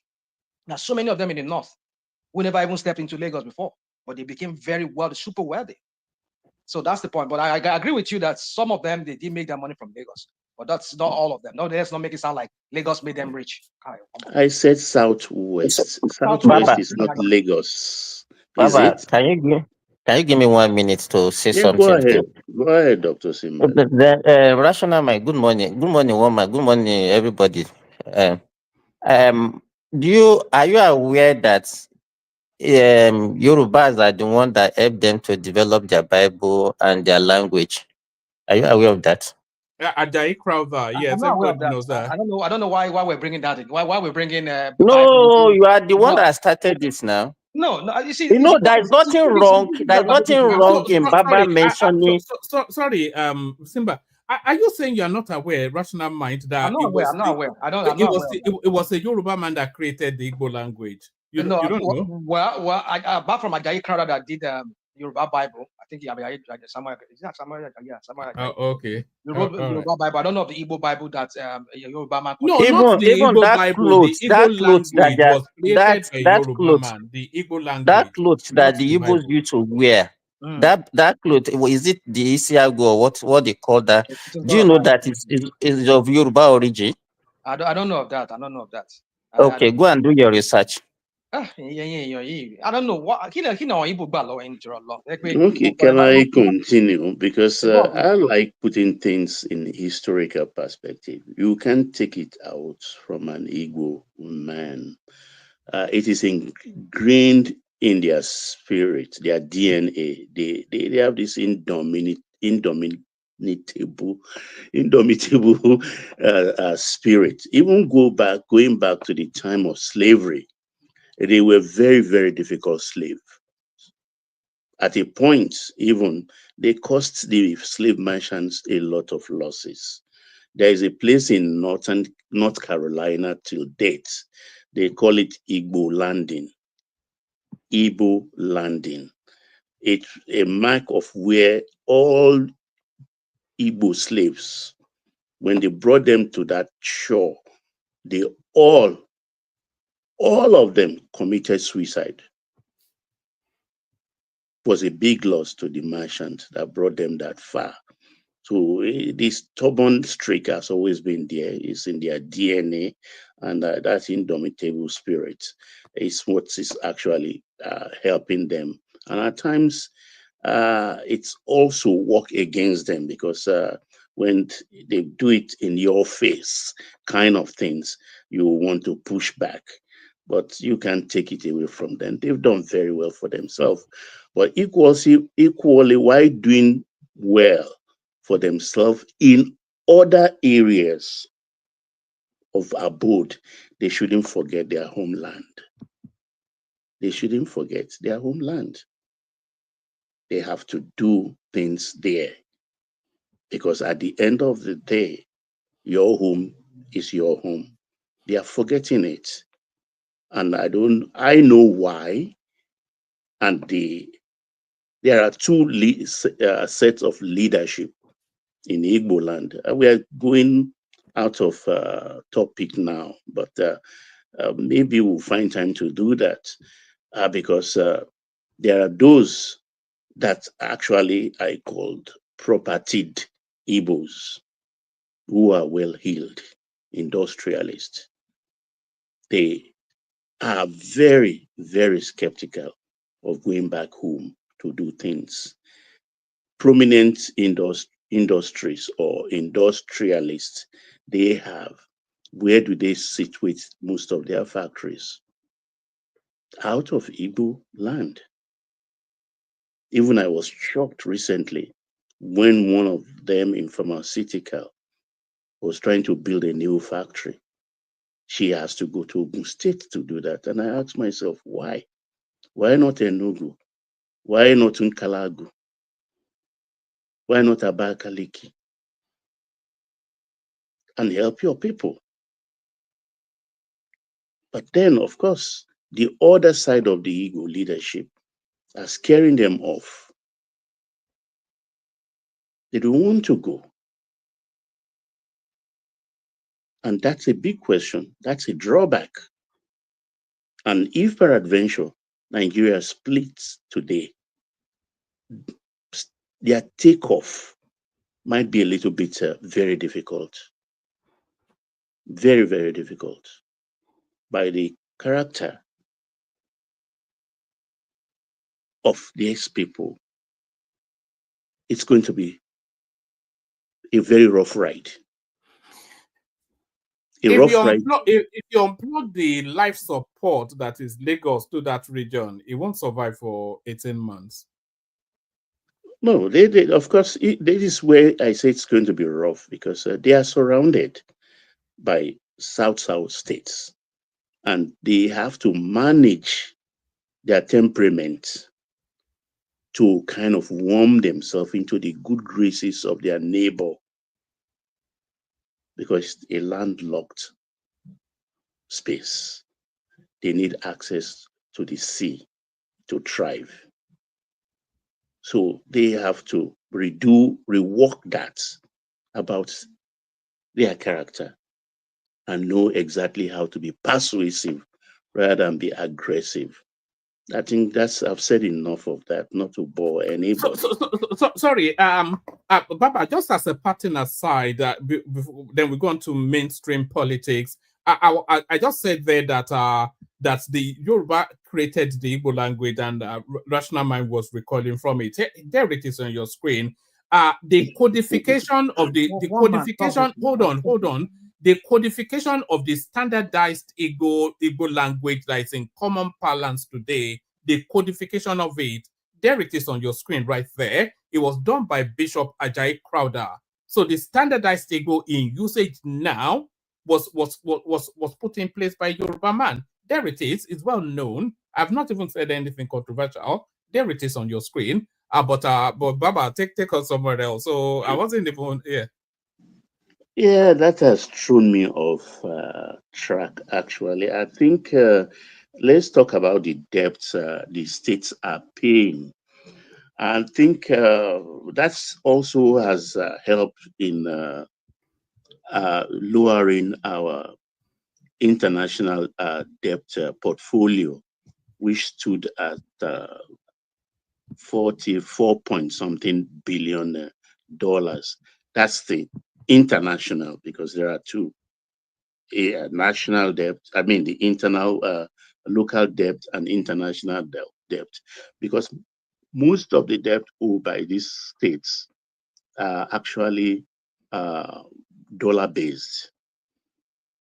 And of course, the federal government is the guarantor of those loans. So they make the deductions straight from their FAC allocations. And it's a glowing tribute to the present governors who maybe signed into it voluntarily to relinquish most of their FAC allocations to pay off this debt to the through the federal government to their international creditors. So in lowering the debt, I think a lot of them have freed themselves, and in no time they will have money for development. Actually, a lot of them are making giant stride in providing infrastructure in their states, but most of those states, particularly in the north, they are complaining that all they want is a good life. It's not about building bridges and wide roads that are not very, very useful, or that are not things that are needed presently in their states. Because we talk eloquently about state things happening in other states, but in the north too, they are doing something, particularly in Nasarawa and a lot of Yobe and things like that. They are putting up some good infrastructure for themselves there. And the thing is, the government is making a whole lot of money now, a lot of money, and the governors, because when we talk about FAC allocations, all we talk about is that normal constitutionally allowed distribution of funds. But a lot of components are also involved. The ecological funds, the 13% derivation, which I think about 13 states share out of that. There also is the security votes, and so on and so forth. So they are really awash with funds at the moment. And those with good sense, actually, who don't have further political ambition beyond being governor, they are using it well. They are using, not that they are not taking some for themselves, but of course they are doing something good. So paying this debt actually will help to give up our numbers with the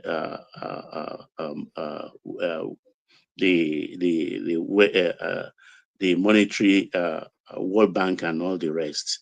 So I come also to the question of we are not exporting, or we are not manufacturing and things like that.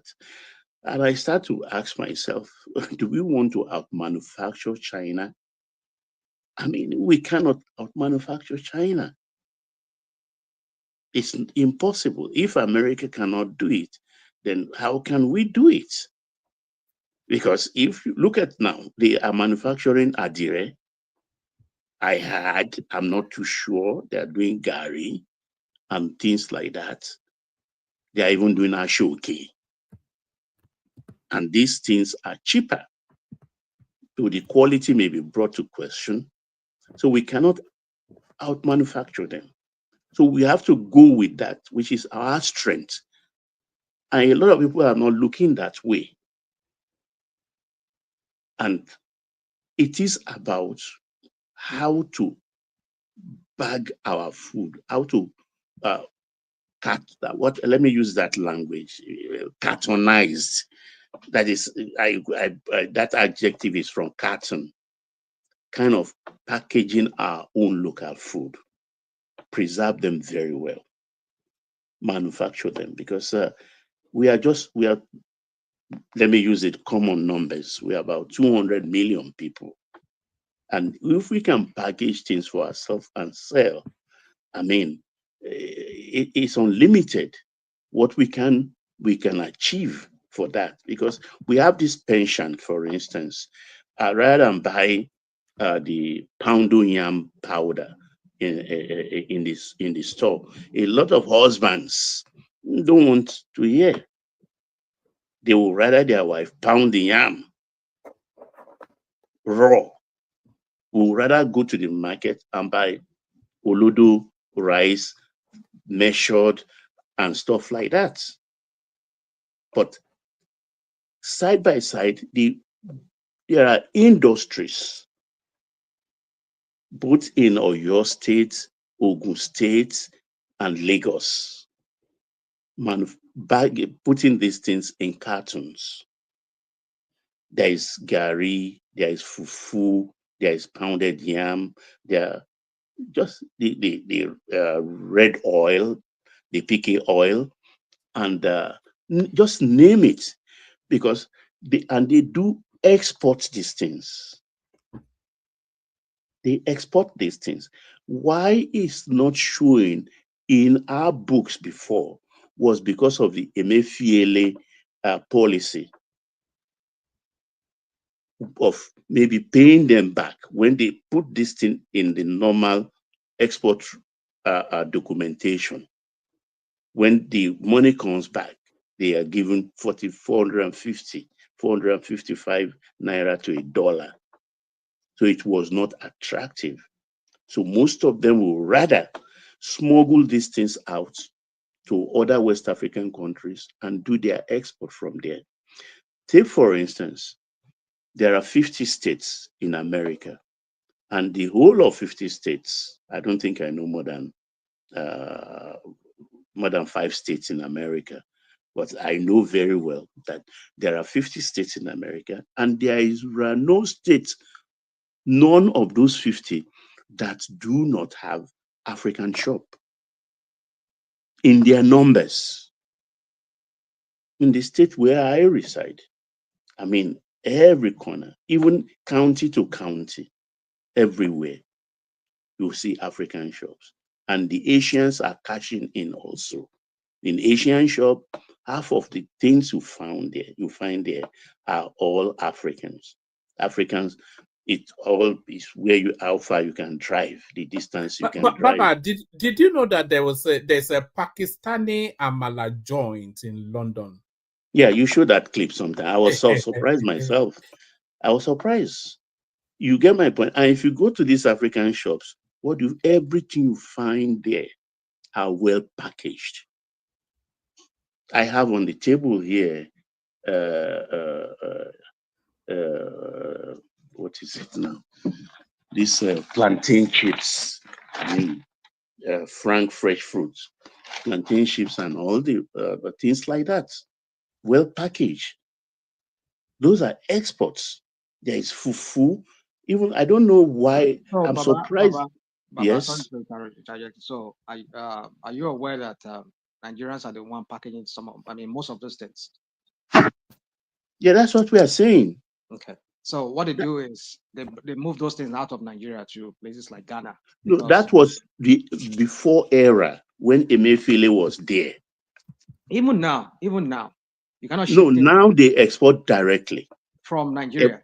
from So, Nigeria USA, to US, Asia, wherever you find Nigerians. Your U.S. Department of Agriculture, there's a standard they have.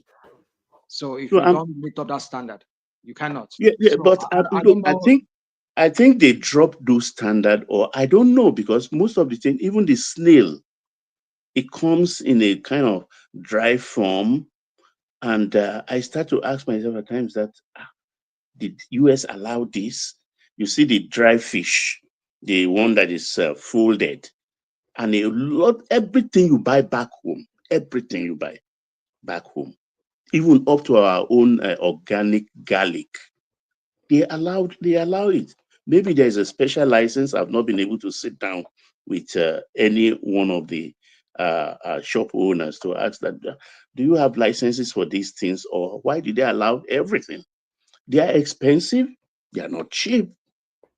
You had better eat burger, or if you go to that route, you will finish your salary, your weekly or bi-weekly salary on it. They are not cheap.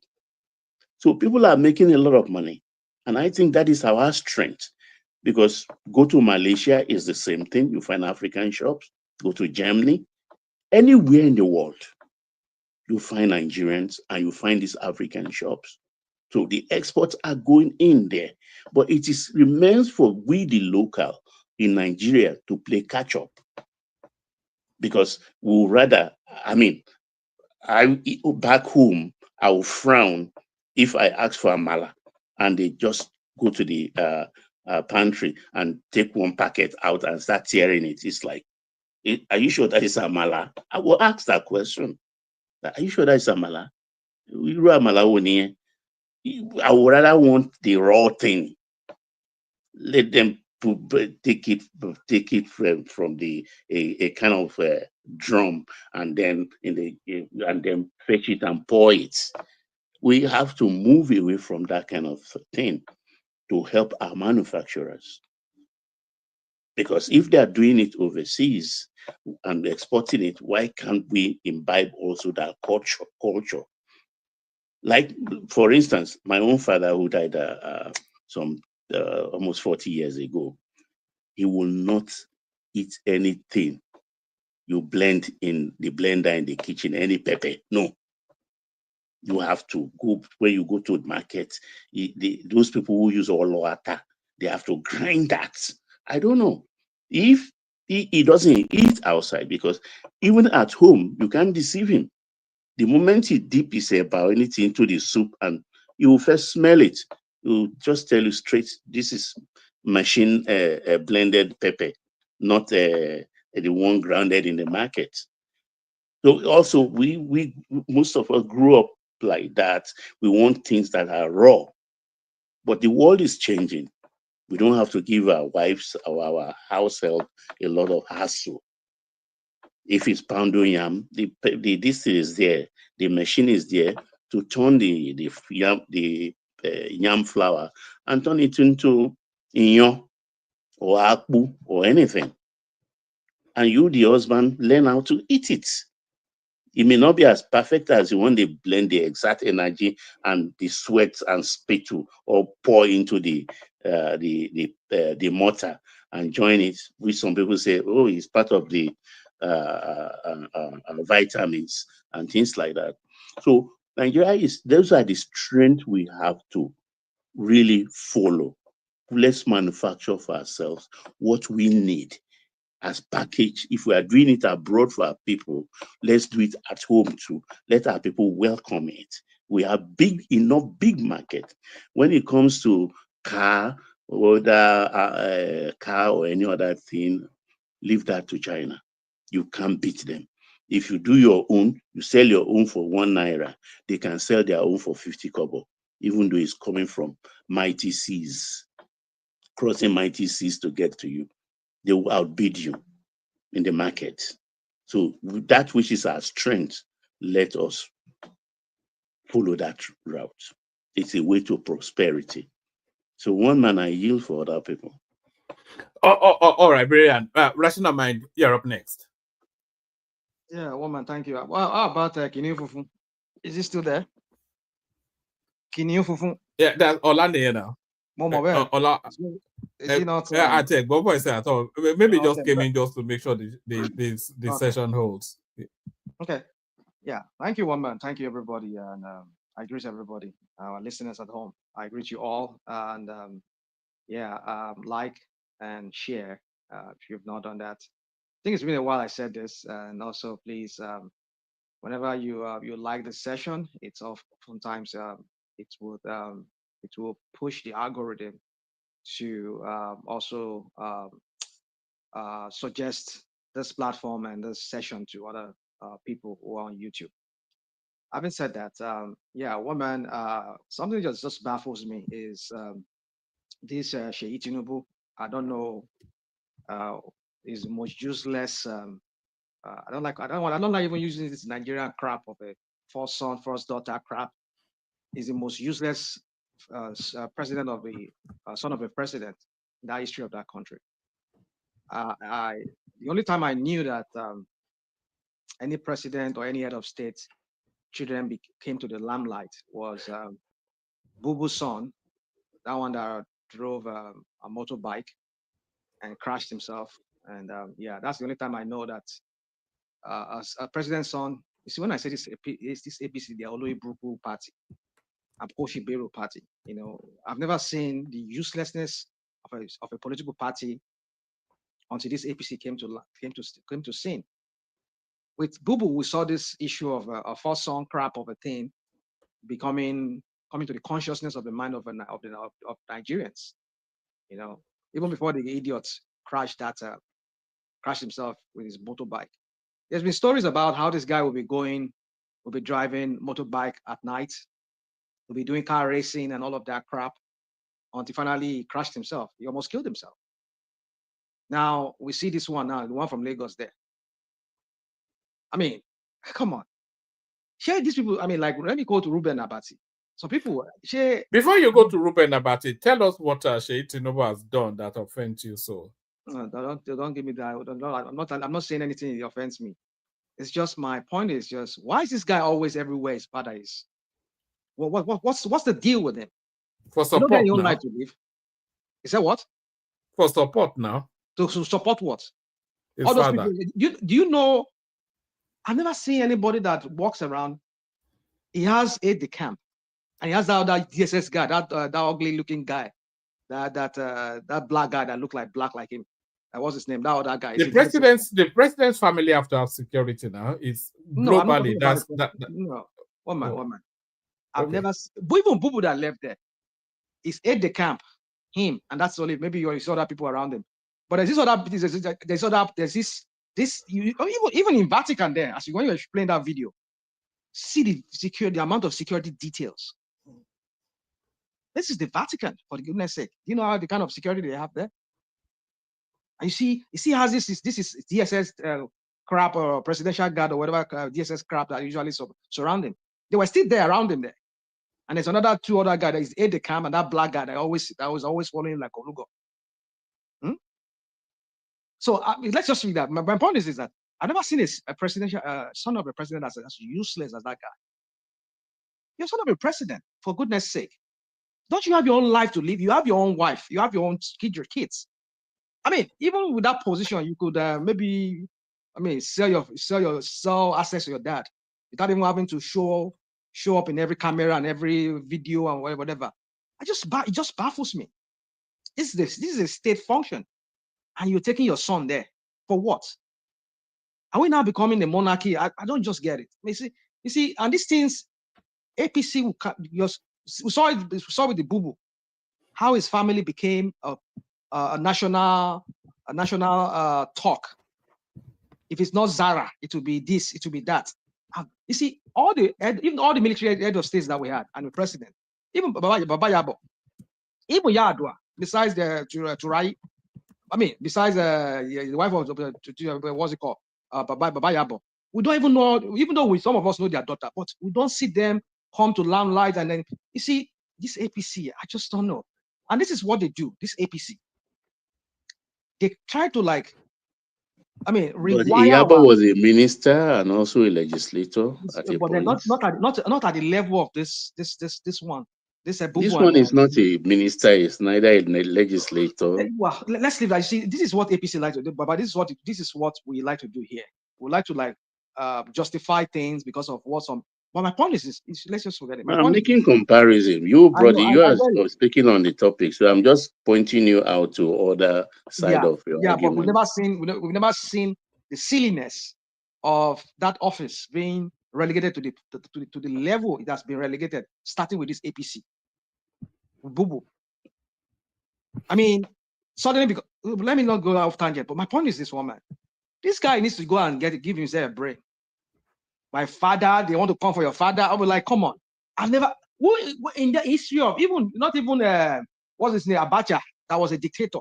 Did we see Muhammad go about and start saying because my father wants to transform from Alagbad, I mean from what's it called, from military to civilian. Even when they were doing their 1 million or 10 million match with Kanu in what's it called, in Abuja that time. Never did that. Did we see Mohammed? Even that guy was very active. But my point is this: you see, my point. Let me not do this comparison, because I know when I do this comparison, you always look for one excuse to show that yes, after all, this one said do it now, Buhari to do it. My point is this: that this guy needs to go and get himself a life. Go get a life. This was always showing. The other time when they were giving the DK Simba in I mean, it was not the one that was holding the father's cap, the other cap that the father was wearing before. I was like, no, that was the ADC thing. Now, was that not the ADC? No, I think there was another guy that was holding the other cap. I think Shei was there. I think I saw Shei. But my point is, it that not being, but my point is this oftentimes is always appearing in state function. I don't get it. I don't get it. There are other better things you can be doing with your life. But it's okay. It is Nigeria, and that's how they started wiring our. Not me. I will never fall for that their crap. I will refuse to let myself to be rewired to this APC way of thinking, and I know that's how they sink this thing down to the conscience of Nigeria. Just the same way they've known. Rational mind. Let me play you a clip that probably blends with what you're saying. It's only 3 seconds, so you have to watch it with eagle eyes. So it's in Rome. Sheikh Tinubu, of course, we say went with his father. The father then approaches. Then it was his turn then to go and meet and greet with the Pope. And Sheikh tried to force his way through, and the security people around they just fenced them off. So watch this.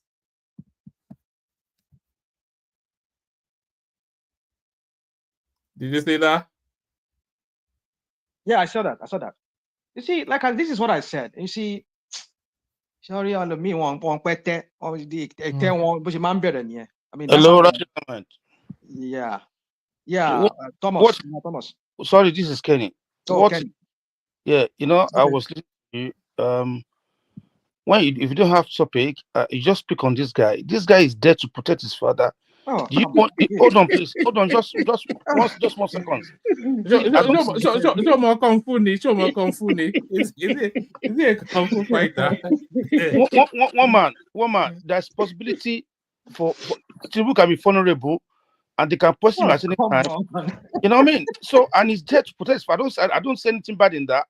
But you pick on him, and you don't even have anything tangible to say that this is the sin he committed. One man said, Baba Yabo, I mean, his daughter was one of the legislators. He has something to do with government. But this guy, he has appear in state function. The way you see, you people don't. It's his father.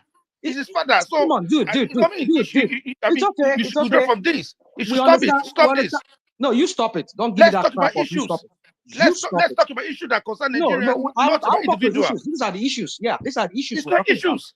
No, these you are just hate this guy. You wish to be president's son, and you cannot. Don't trigger me to say things I don't want to say.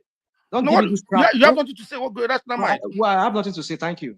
Can you allow me to speak then? Let me continue my. Just speak on something tangible, something reasonable. Dude, you're just everywhere tonight. Can you shove this guy down? Let me just. How can you show me? I have rights the same way you have rights. Are you done? You said you want to interject me, right? And then you're done. Kenny, people have the right not to like Tinubu. I'm not saying and they have the right to express their displeasure with him. Yes, but that's what I want to say. It's too much. Don't mind this. All these fascists then that they're calling other people fascists. You want to shut down other people from talking. You come here. You want to tell me how to think, Abi? Is that what you do? This is how fascism. This is how it begins. When you want to silence. When we come here, we talk about Tinubu is a killer. When I say Tinubu is a killer of opposition, even before he became president, I've said it here. So you people, you voted the monster in, and you will get a monster. You are gonna learn, like this guy say. You are gonna learn. All of you are learning, all right? You see, the point is that is he not learning himself? Is he not in DSS custody now? So, well, you see, why people like this guy come here now start vibrating like a volcano that is almost. My name is Kenny, man. My name is Kenny. Well, dude, I don't want to, it's okay. Whatever your name is. My point is that you came here and you were just vibrating like a volcano that's going to erupt anytime.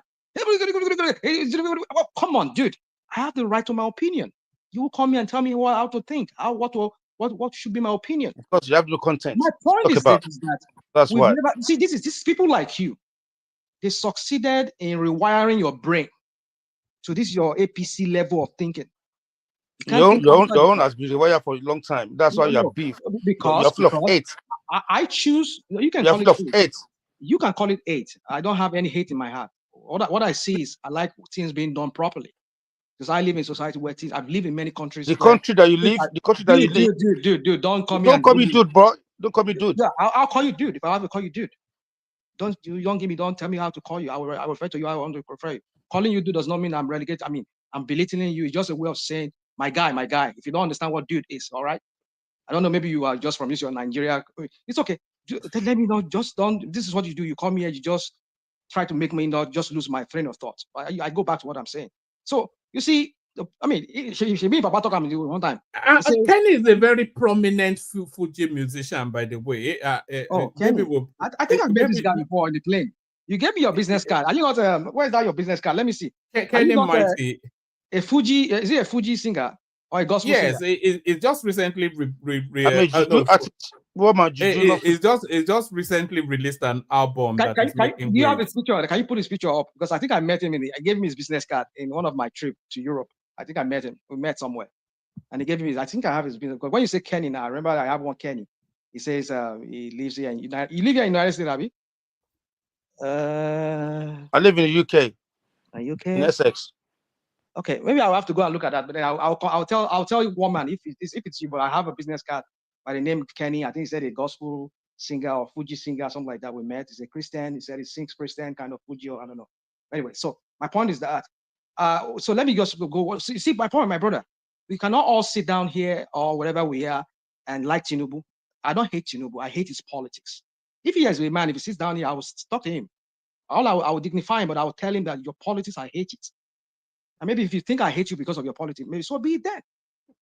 Because I'm not going to hate his person, but I'm going to hate his politics. Are you sure you will not be gushing like Peter Obi is gushing? So look at that. I know. I heard you when you were saying I was just infuriating you, like the way I always infuriate, the way you make some certain comment. But I've known you. But it's okay. You see, that's why I say everybody will look for validation anywhere. You know, any little thing anybody just seems to do that makes Tinubu. Look at that. Well, I was saying something in the comment section. Where is Kulata? But did you expect Peter Obi to be doing yes sir, yes daddy, thank you daddy when he met Tinubu? Woman, do you have the video? All we've seen is just this picture. And Dele Onanuga, who is not even that. I can't even see him near there. So how did he know that he was saying yes sir? Or those crap that he was saying that you said he wrote there. Who gave him all those narratives? Was he there? At least from this photo I'm seeing here, or maybe he's behind, or I don't know. But for what I'm seeing here, there's no presence of. In fact, I don't think he can even come near to all this place because as a detail, he will show you. Maybe he will still be in the chopper. Be in the plane or somewhere outside, because these are all these dignitaries that are really invited to be here. So I don't think he's here. He's there. So how did he come to know all the stories that he's writing in the newspaper or in the articles that people are reading. You see, this is what we say APC, they are propagandists. These people just spew out lies just to spin the narrative and create some kind of narrative out there. And look at the picture. Maybe this guy fall for it, and then maybe because he was smiling, look at how they spin the whole thing. He was like, let me even go besides that. Are people not advising this guy? This one, our president. Be skin be a duile. Ṣé wọ́n ṣe facial fún ni, wọ́n ṣe exploration. Rational mind, ìyẹn ò kì í ṣe policy analysis and things. Jẹ́ kí n sọ̀rọ̀ díẹ̀, ṣùgbọ́n àwọn alágbàdo yìí, wọ́n fi ọmọ ọ̀rọ̀ sọ nìyà. No, don't let us go into that. Don't let us go into that, because our àlùtà kan wà tó ṣẹlẹ̀ nígbà yìí lánàá just based on just things like that. The thing is this. Look at all the achievements they roll out. Oh, come on. The thing is, those what achievements will not roll out? Okay.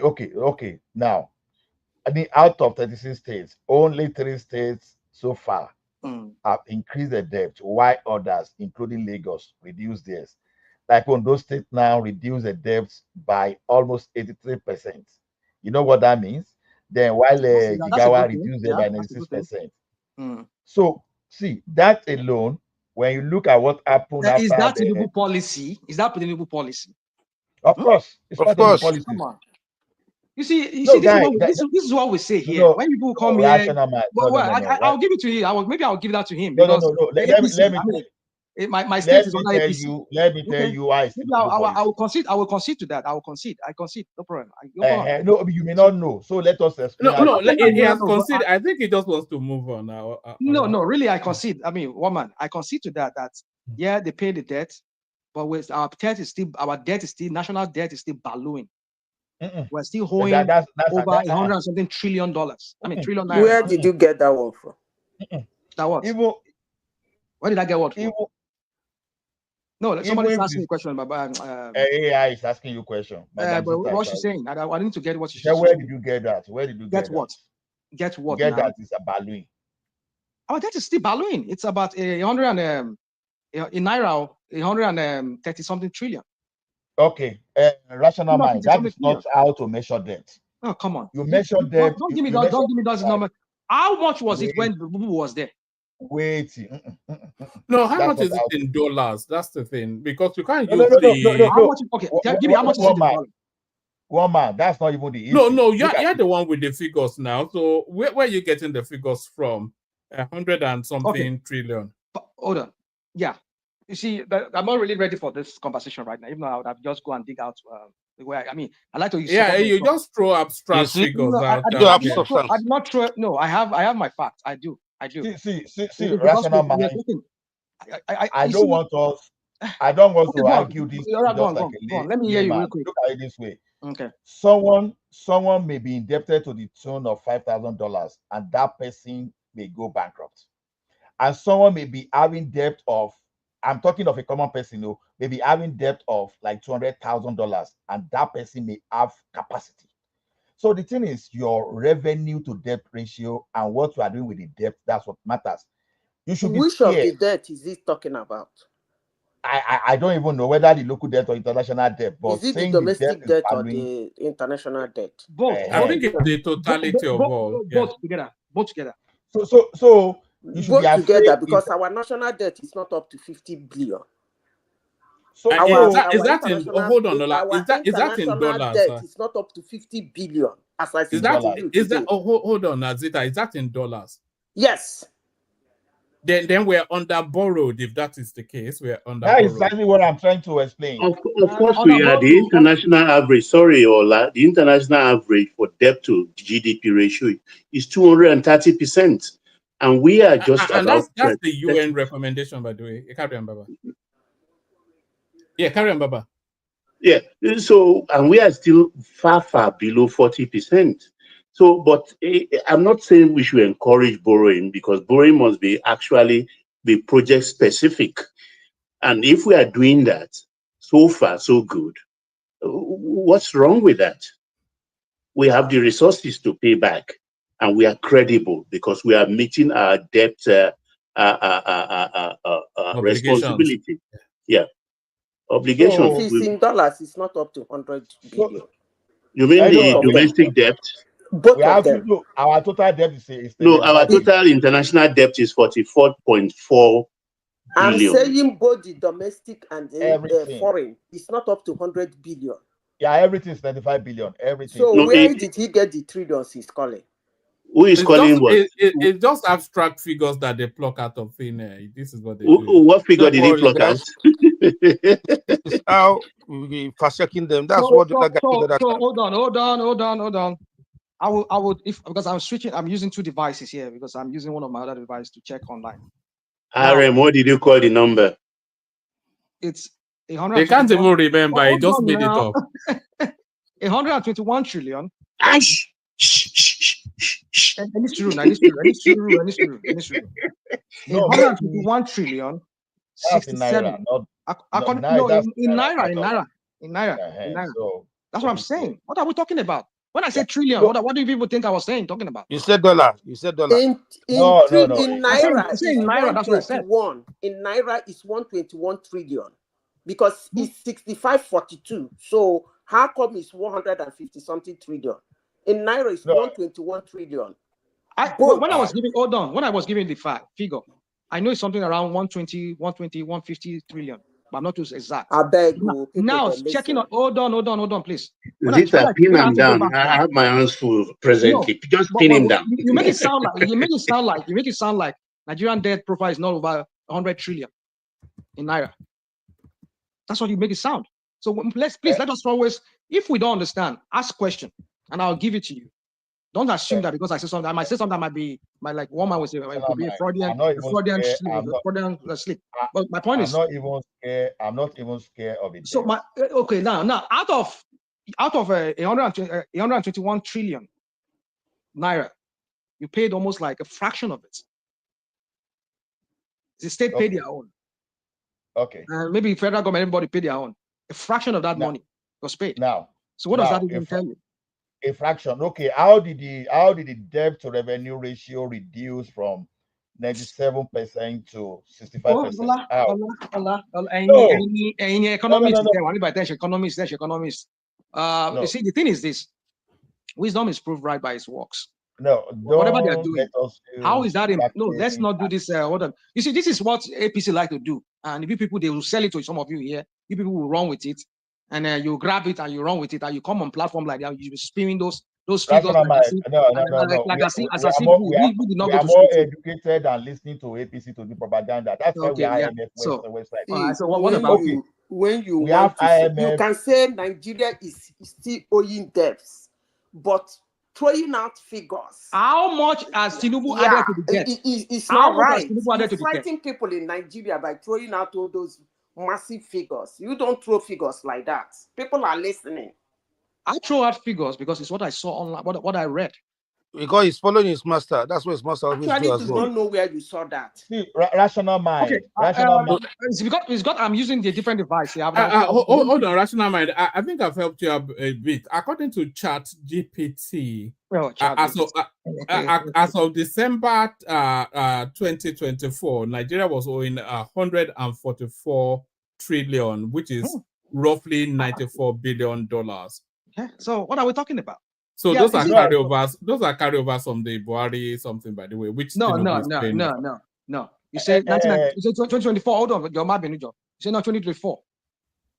Tinubu added more than half of that debt in 1 year. In 2 years. Hold on, Ola. In 2 years. Yeah. He added more than almost half of that debt. It came in 2023, and these are figures from 2024. So in a year, it's added. It's doubled Nigeria's debt. A year plus. It's doubled Nigeria's debt. Up to like last month, from what I saw, he has doubled that debt. At least almost doubled it. Don't hold on. What was Nigeria's debt under Buhari? I think it was about 33 trillion. Who told you that? I think it was okay. Somebody correct us. I cannot be exact, but what I'm saying is, I think it's about 33 or 53, 56 trillion, something like that. Let me tell you where your figure is wrong. I will tell you. Don't give me my If our figure is wrong. If you can counter it, our counter it. revenue Don't tell me if it's wrong. breaks If you have that, give to down, one man will bring it and pull it up and we'll see it here. if our Rational mind.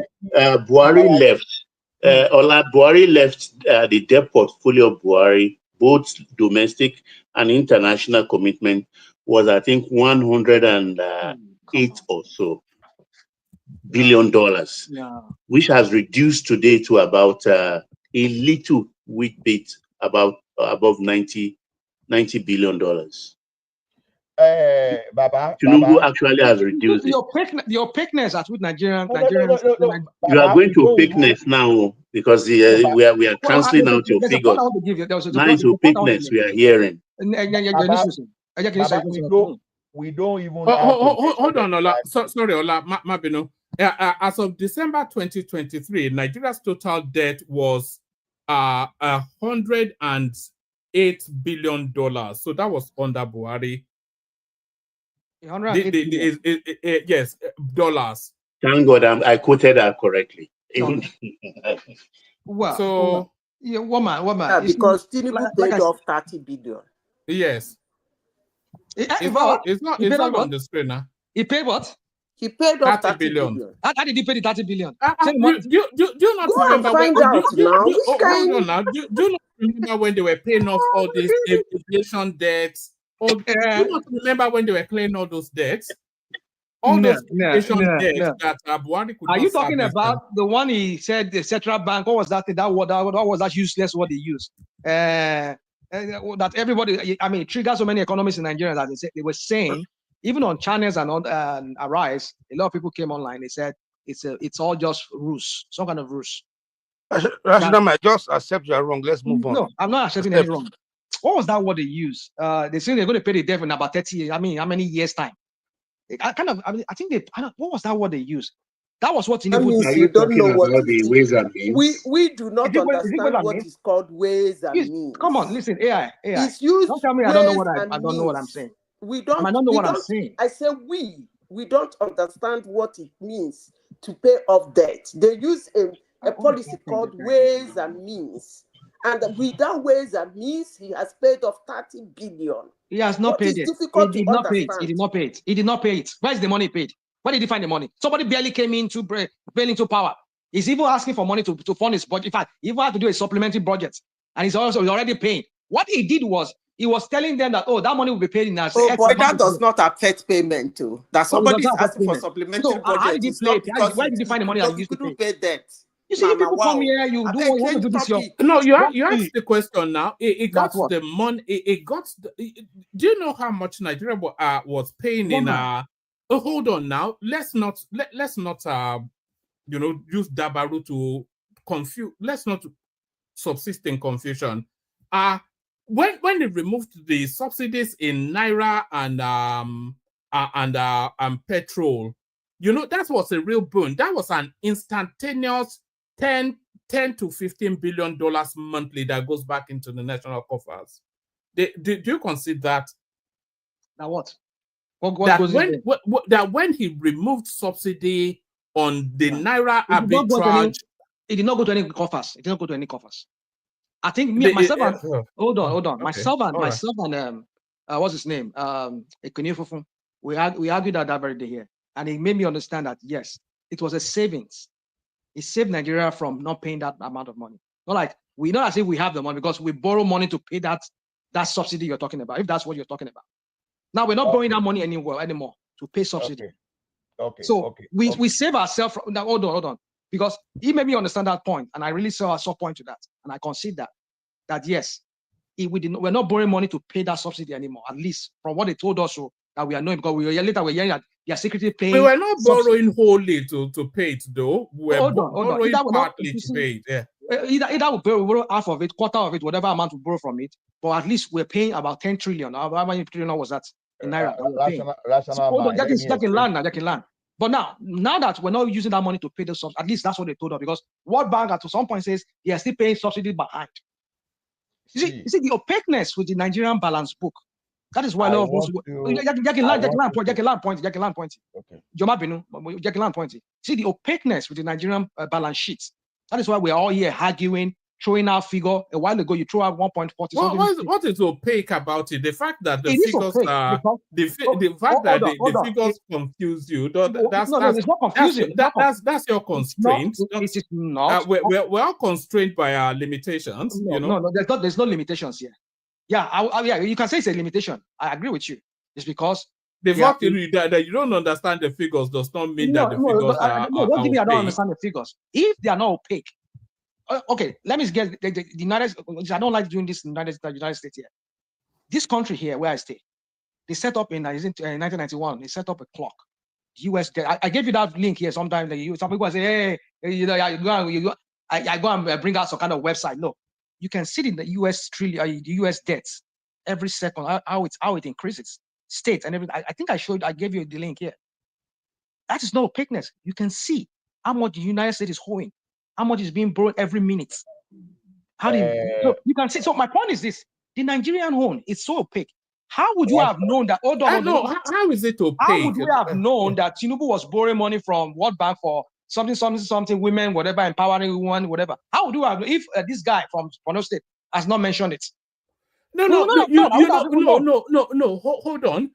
They borrow money in public glare. I'm not quite sure. That's why I said we are constrained by sometimes our limitations. I agree with you. You don't understand. I agree with you. They borrow money in public glare because whenever Tinubu wants to borrow money, that money has to be debated and signed off at the Senate, and it's done in open glare. Okay. So what's the opaqueness there? The whole of the Senate is swarmed by financial reporters, political. They're journalists. So the thing is, the money is borrowed in open glare now. Okay. So okay. Yeah, I agree with you if it's borrowed in open glare. But my point is this: is that the barrage of information that we get, the confusion, confusion we saw from this government and all of that, as totally taken our mind. Let's not want to interject you now. At least correct your wrong. One man, you gave us a figure. You gave us 144 trillion. Hold on. Let him land. Let's not. You gave us a 144 trillion earlier. Then you said that same December was how many? That same month, you're giving another figure of 108 trillion. So which one are we going to? I mean, is it 100 trillion? I will give you another figure. I gave another 122 trillion. No. I gave you 90-something billion, which was December 2024, and you said Buhari left 30-something billion debt. So I went back to Buhari era, and what Buhari left was $108 billion debt. It's all there on your screen. Okay. Let me. Okay, go on. I want to say something. I think this guy wanted to say before you. Let me say something before. I won't speak on this topic again. Sometimes it's good for us to understand how our government functions. When Tinubu came into government, the first thing he did was to restructure our debt into something I will call a long-term bond, rather than paying it outrightly. So when he said he has paid 30 billion, it's not actually that he counted 30 billion and gave to them. It's like an overdraft. That's why I use the word ways and means. That's what he's using to pay the debt. Ways and means. I won't speak on this topic again. I'm not sure about that, Zita, because even if it's even if it's refactored the debt as you are suggesting, it will still reflect in the quantum of the debt. No, of course it will reflect in the quantum of the debt. No, it doesn't. Please. I use straight. Okay, sorry. Hold on. Let me just make this point. If I'm owing you, let's say 10 euros, and I have to pay you back next week, and you say, and I then persuade you that let me pay back in 6 months' time, I'm still owing it. I've just to refactor it for a longer gestation period. So the quantum of the debt is still the quantum of the debt. When you give your bank an overdraft, you are still owing. So what are we talking about then? What is all the Dogo everybody's talking here? Hold on, please. I use two phrases here. I said that when Tinubu government came in, it's not a question of praising or whatever. When he came in, what he decided to do is to, you people should go back and check it. Ways and means. And he we know. restructured I've read it. Let me finish now. Abba. Put that one down. After, go and confirm. The second thing was to restructure the debt in a way that it is paid over a long period of time as a bond. So, which part of it is somebody not understanding? No, it's so yeah, this is the part. This is part of no. Okay, is the bond not part of the quantum of the national debt? You say what? If the bond, if you are saying that he converted debt to bonds, do they not have redemption periods? Is that not still part of the quantum of the national debt? See, into people are so confused in this thing. Yeah, that's why I said that. That's why the fact that you don't get it doesn't mean it's don't give that necessarily. The fact I don't understand it. It's not rocket science. If you're owing the bank, if you're owing somebody money, if you're owing somebody money, now understand it is not rocket science to no understand it. Hold on. You see, this is why I don't really like arguing about most of things about Nigeria. Because I noticed that, so I've said it here before. I think it's two Niger that attacked me and told me, come on, man, why should I say such a thing coming from me? I noticed that whenever somebody says something good that happened in Nigeria, it brings out a heated up argument. It's like somebody is asking, how can such a thing happen in Nigeria? I've said something. Can somebody come on. I will repeat what he said to you. Come on. Can let every other person contribute. I said he restructured it, converted it into a long-term bond. But Madam Sister, English, don't you people on that? I beg, I know they. Madam Sister, let's someone speak. Hold on. Why would you tell me to hold on? I've been trying to speak. Why? 1 second, please. No. All right. No. Rational mind. You know, I told you the other time when I said this government has been the most fiscal discipline since 1999, and I told you why. When you float the naira and this thing together, and you remove subsidy, you are saving the country about 20 billion. That means that we are reducing our annual debt burden by 20 billion. So, and I told you that what matters in any financial thing is this: forget about the debt figure itself. Look at the revenue to debt. Look at the financial ratio. See, no investor will tell you, oh, because Nigeria is owing like, let's say, even if you want to call it 500 billion. But investors are more interested in, okay, your debt to revenue ratio is 65%. It simply means that you have capacity to pay. So what we are saving from that floating naira and paying for subsidy is what that one already improve our debt to revenue ratio, which is very good for the country. Then on the subsidy you are talking, you know, a lot of lies flies when people come and misrepresent something. When they stop subsidy, what the subsidy people claim that Nigeria was paying, they were paying the backlog of subsidy. It is good to use the correct phrase. Backlog, because NNPC was holding part of the revenue it was generating back to pay the backlog. Nigeria was not subsidizing. Those are the kind of lies they lie to the public that we should be very careful and dangerous one.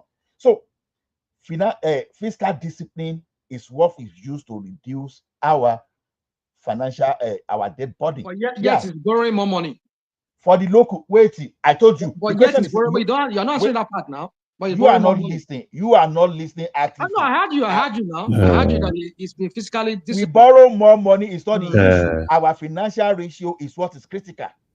So financial ratio. But you're not answering that part now. You're not answering that part. I hear all the one you talk about. Can I just say something? But Larry. Okay, go on, please. Go on. I don't know why we are so fixated on this. Somebody's paying back. Personally, if you ask me, right, Tinubu paying back self, I don't even think he should pay back. I think he should just keep maintaining some of those debts. Because countries borrow every day.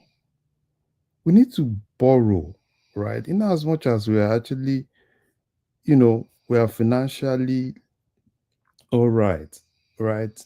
Good credit. Yeah, it's good that is paying some of this loan back in order to increase our credit rating so that we can have the avenue to borrow more. That's just the major thing, right? It's not, yeah, it's trying. I can tell you that this government, what I'm actually more focused on is not even how much we've paid back. It's how much I'm more focused on our net reserves. And one thing I can always tell you is that this government has done very well is the net reserve Nigeria has. In 2023, the net reserve of Nigeria was around $3.9 billion. But as of today, Nigeria is around $24 billion net reserve, which is something that is really great. So for me, I think what he has done, it was when they started, it was a little bit clumsy. Nobody actually saw the green lights. But I can tell you that presently, right, we've got to the turning point. Yeah, things might not, people are saying, oh, one thing I keep hearing, oh, what's the impact of all those things?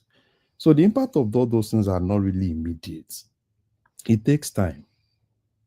But at least, like I used to say on this platform, Nigeria is like a patient that has cancer that wears good clothes.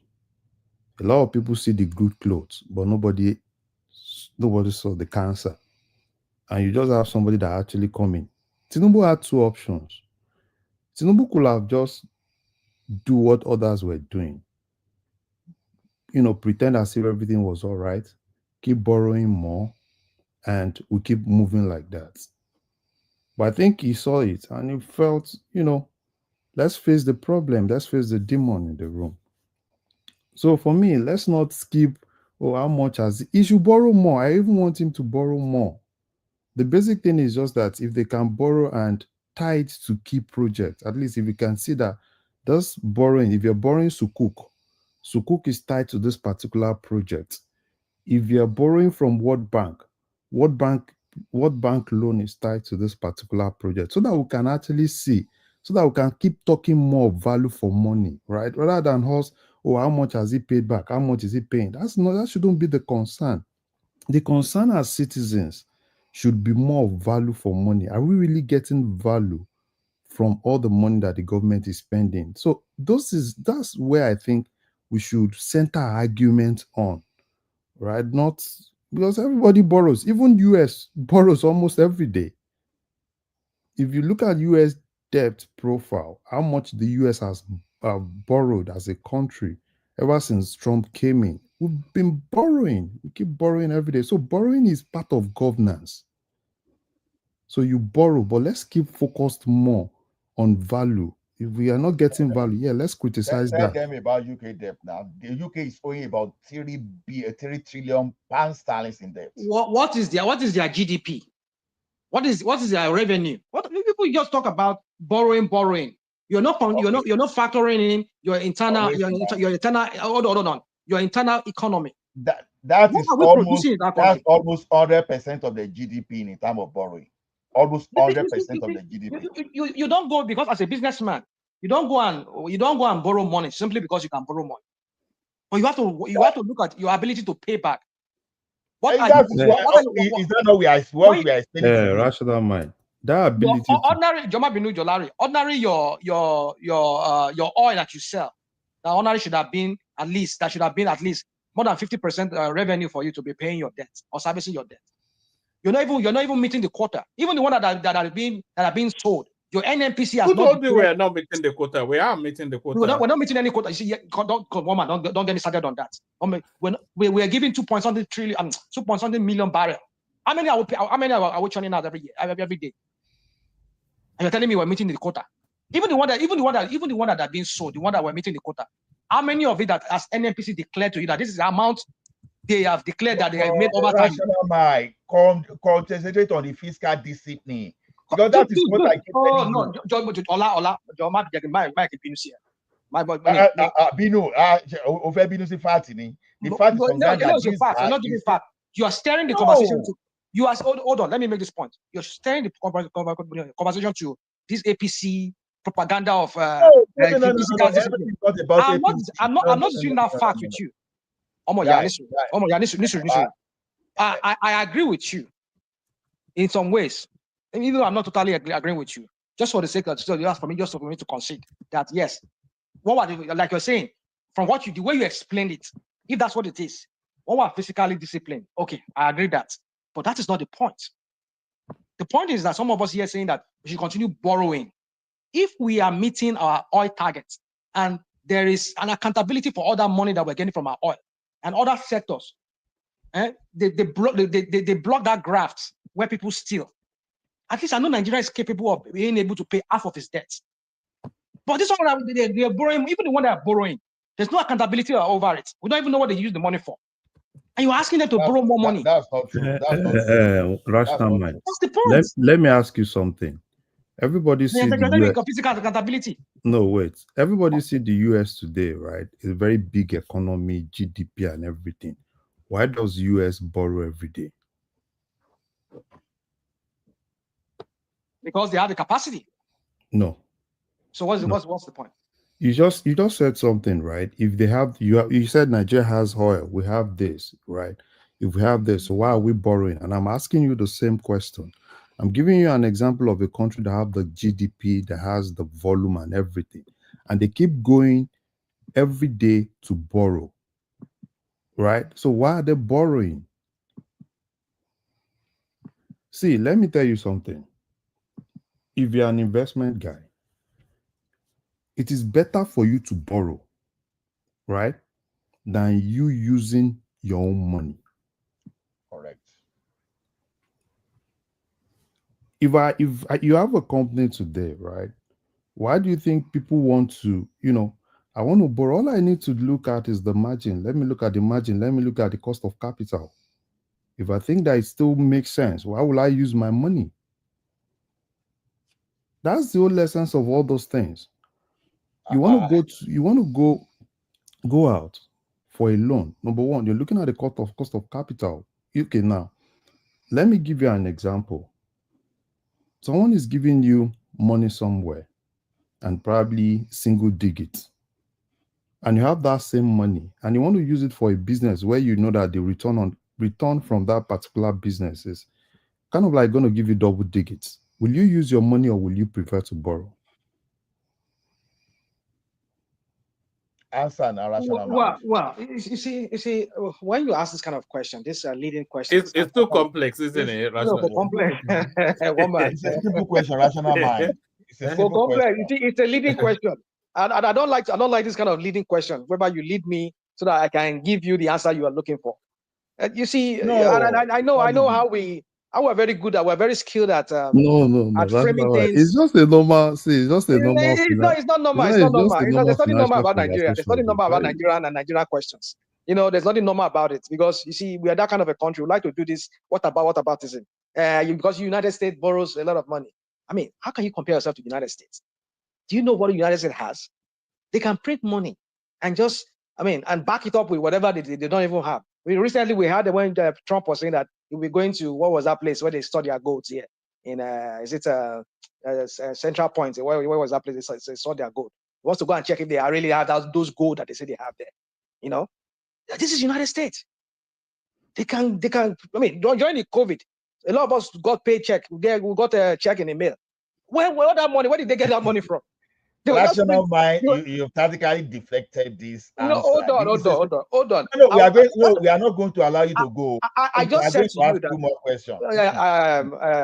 Answer that question. Otherwise, I will ask you my own. We want to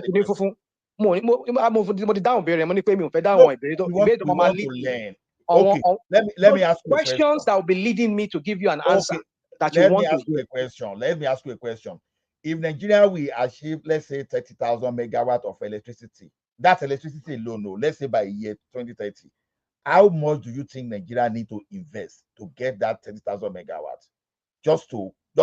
I can't give you any figure right from my head here. Yeah, I know it's going to be billions of dollars. Okay, billions of dollars. Billions of dollars. We need at least $260 billion. Now, that's electricity alone. Then how do you get that when the entire how much is the entire revenue of Nigeria annually? You understand? Definitely with our recurrent expenditure and everything, we cannot get it by simply saying, okay, we want to depend on our local production. We have to borrow. Now, so 260 is not a joke. So if you don't borrow, then we are not going to develop our infrastructure. If we don't borrow, then we go back to the Stone Age. Do you have to borrow the $200 billion you talked about? Why don't you borrow? No. You're missing the point he's making. What he's saying, rational mind, is that Nigeria has a myriad of needs. So it's giving you the electricity, social services, infrastructural development, all of these things. They are all heavily capital intensive. And the only way to tackle them is to borrow, because you still have recurring decimals, recurring expenditures there as well, wages, etc., etc. So the revenue of the country cannot sustain all of those things. But if you show capacity to be able to manage borrowing, then you are able to access at least some of the monies you need to develop the country. So that's why they borrow. Okay, let me answer that question now. The question you asked me. When you talk about electricity, let me give you. I know you're talking. There are myriads of plethora of problem that we have in that country. Now let's just not talk about the energy sector, which is the electric. Why does the government have to meddle into that? Why don't you create an enabling environment whereby people will come in and invest, and guarantee these investors that yes, your money is secure, your investment is secure rather. We're not going to meddle. But they've liberalized the space now. Why they have a problem in bringing investors into that sector?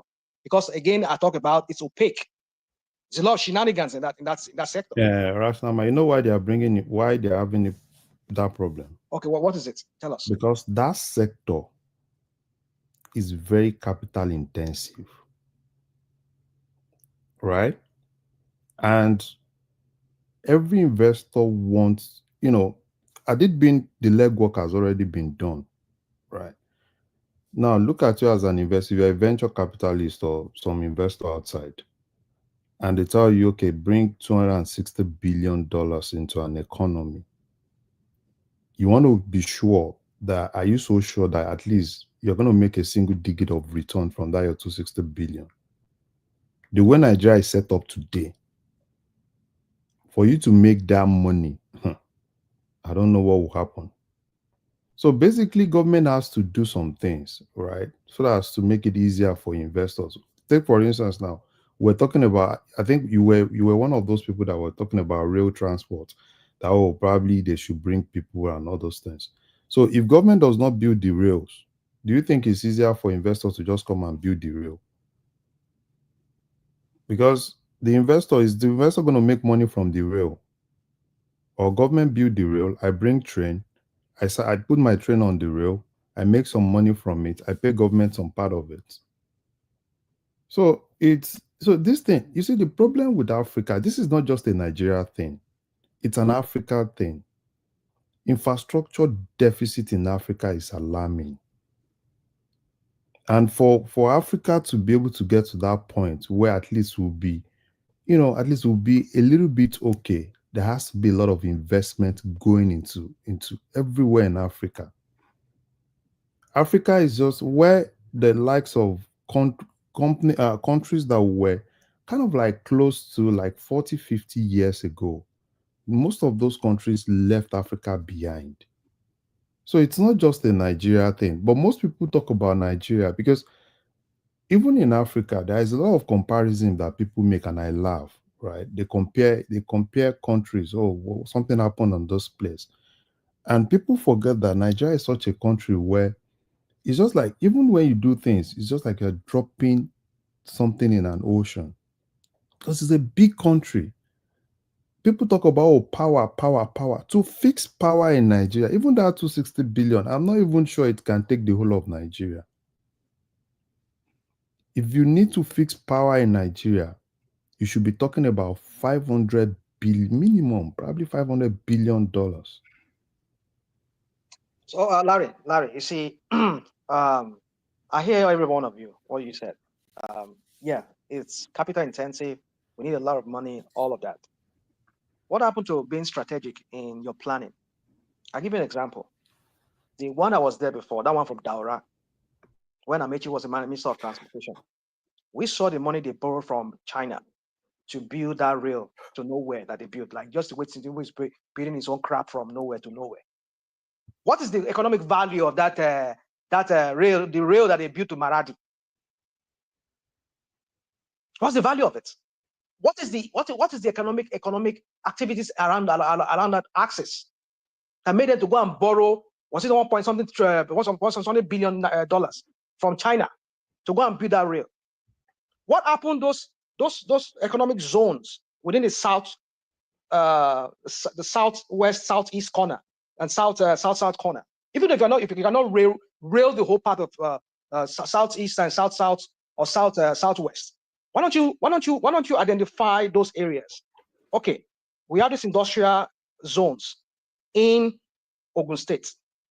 Can we build a rail that will link there to say those states where they have another industrial zone? Or we move from Apapa Wharf there. Why don't you identify all of the? So you see, when you have criminal leaders like Tinubu, what's his name, Bubu, that was there, that doesn't understand how you strategically plan, and you just waste $1 billion like that into maybe even more than $1 billion that Amechi used in building that Maradi, Kano, or whatever crap they call it, railroad. What is the viability? What is the economic value of that? So when we say we don't have leaders that are strategic in their thinking, you don't need to have a whole month. Look at how Dubai developed. Even they got money. Is it the sovereign wealth? They said, sovereign wealth or whatever money they borrowed. They borrowed 100 billion. But they were strategic in what they used it to develop. Now look at Dubai today. It has ballooned into even over $1 trillion economy. A small country, we don't even reach like the whole of Southwest, probably. So you need to be strategic. You don't expect to get the whole sum, the whole lump. I know when Dubai was asking for 11 trillion, he said, 100 trillion, $100 billion then. They knew that they needed more than 100 billions to really transform their country. But they identified those key areas that they could really work on to bring about that transformation. And that was what they did. Why can't our leaders be strategic in that way? Okay. Oh, okay. If we can get these investors to come and invest in Ogun State, we would make sure that your money is guaranteed. Nobody's going to mess you with your money. You're going to get your interest. I want to electrify those industrial zones there. And I found another one in southeast. Electrify it. Maybe not central. If you can find one there, electrify that area so that they could be getting constant supply of electricity there to make their production cheaper. So these are something they can do, but you don't expect to just get $20 billion. $200 billion just because you want to electrify the whole country. Who does that? Rational Who mind. does that? Let me use now. the word of Wiki. Who does that? No, wait. What kind of crap is that? No, rational mind. You said government should guarantee the money. So what do you mean by guarantee? What I mean guarantee? How do they guarantee the money? Okay, what I mean by guarantees, I'm not saying they should guarantee it from like FDIC will guarantee the money or money safe. No. The point is, create an enabling economic environment whereby they can bring in their money, no corruption. You make sure that corruption in that area you make sure that it's at the minimal level. No back. Say you want to look at what this guy was saying. Davido's father was saying. Let me give you a story. Davido's father was saying the story sometime back. Because I think the guy is involved in electricity supply. He said he went through hell just to get certain license for himself to operate. But I know he had to bring in another story. We know maybe he paid. He doesn't want to tell us he paid. But my point is how they frustrated that guy from the beginning. That's what we're saying. People like that want to bring in $1 billion, or they have partners that want to bring in money. But your people in your government, they're frustrating them. No, but so that's what I'm saying. One thing that you can't take away from one thing you can't take away from this government is investors that bring their money to Nigeria now. Okay. They have the free will to take their money out. Okay. Right? So that one, before they came, it was a little bit difficult. That's why you had all those long things that are piled up with the airlines, and they basically cleared all those ones. So basically, to take your money into Nigeria, nothing stops you. Prior to this time, it has always been CBN. CBN will put some rules. This is this. I think they kind of like liberalized all those things where you can take it in, take it out. Now, I understand the fact that, nobody wants to really put money into things that are kind of like so solid like that. As investors, they want quick money. And it's not just Africa, right? It's everywhere. Almost if you go to all these venture capitalists, there was something they did, I think last 2 weeks, African CEO. And the major thing in that thing was, what exactly are investors interested in Africa? Investors are basically telling new builders, and they want things that they can quickly get their money back. And most of all this infrastructure you see are not really things, except you see very genuine investors that really they really love the country, and they felt, okay, fine, they want to really put this money into this country. That's why for me, I've always championed harnessing local investors into some of these critical sectors. I don't really believe in waiting for somebody to come, because nobody wants to come and put money. They want quick money. That's why what you see, every investor going into Nigeria now, right, are portfolio investors. Because you can, without Nigeria is a market where it's even better, right, to keep money in Nigeria than even keeping it in some places in the US here. Because if you calculate the return, it makes more sense. I agree with you. We have a lot of potentials, but it's just all like I said.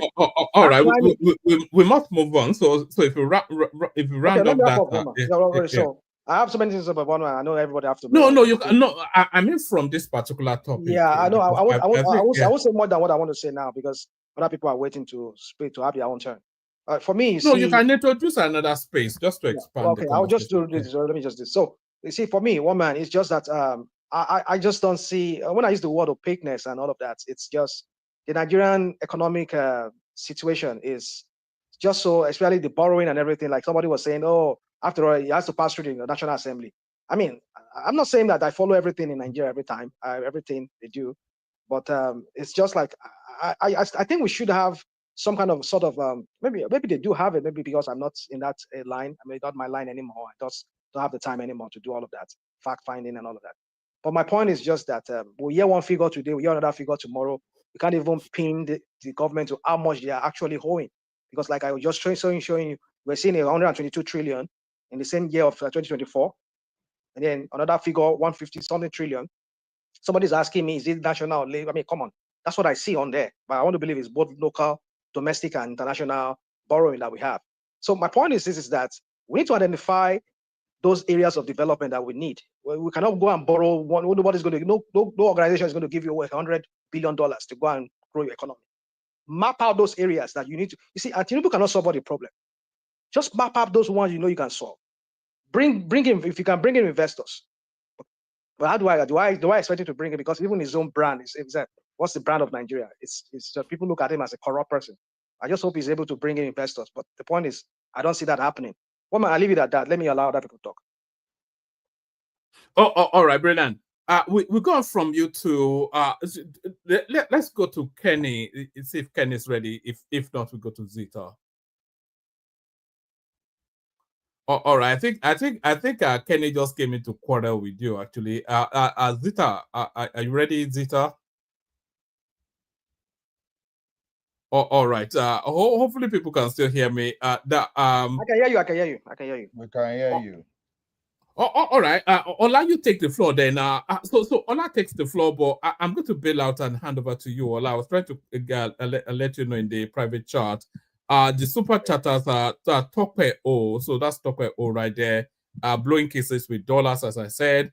That's Choma right there. On a budget with the super chatters today. That's Choma right there. There's Ola and Ayora, of course. So that's Ayora right there. So thank you to those. Anyone else that wants to join that space, join that space. So Ola, take the floor. You've got Zita still to speak. Larry wants to continue with the economy. Prince Daddy is in the house. Please don't take too long to get to Prince. We always take too long. Remy is with us as well. So I think Simba dropped. He'll still come back. So plenty of conversation still. So Ola, please bring it home. Thank you, everyone. See you tomorrow. Okay, all right, woman. Larry, okay, you can continue. I yield the floor to you. Continue if you have anything you want to discuss. Yeah, I actually joined because of Rational Mind, and Rational Mind was just too hard on Sheyi, and I felt it was just too much on that guy.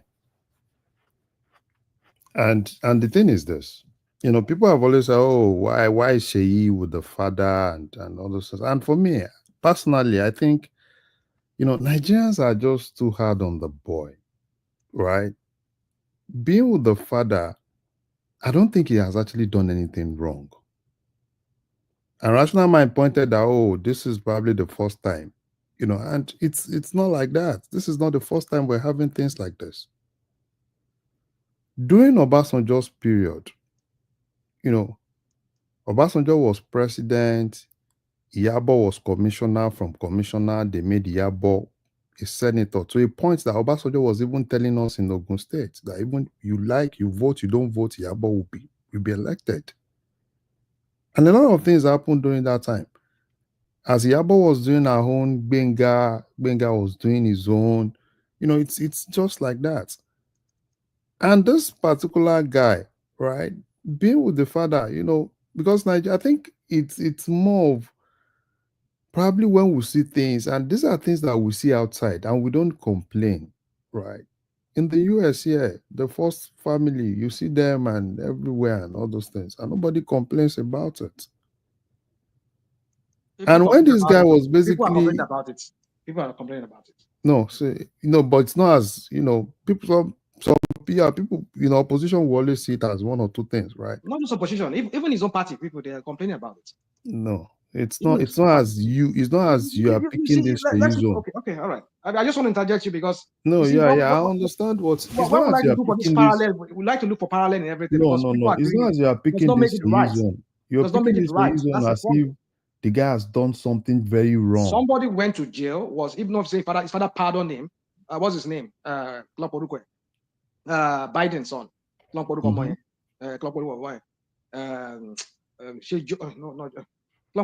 mean, somebody remind me. Hunter Biden. Thank you. Mm-hmm. He went to. I mean, he was found guilty. His father had to pardon him. So what does that tell you? Okay, so that you said Hunter went to jail. That's maybe he didn't go to jail, but I'm saying is that he was convicted. Yeah, wait now. Conviction, that's a crime. But in this case of Sheyi Tinubu, being around his father, what crime has he committed? Okay. I give you what's happened recently. You see, it's like you don't. You see, okay. I don't know how to put this to you. There is something here that you people understand. When the law says that nepotism, people should not in civil service here in America. They say there's something about nepotism in civil service, in federal jobs, and even in other as a state and local. There's a reason for nepotism. They know how quickly that could degenerate or could lead to some kind of corruption in the system. Okay. That's why they're against it. Okay. But this guy, we've seen, I know maybe other presidents do it codedly until Biden came to light, because his father was a political target and he had to. No, let's leave on Biden. Let's focus on. I'm focusing on Nigeria now because they are still in play. We cannot know until when they get off there. Mm-hmm.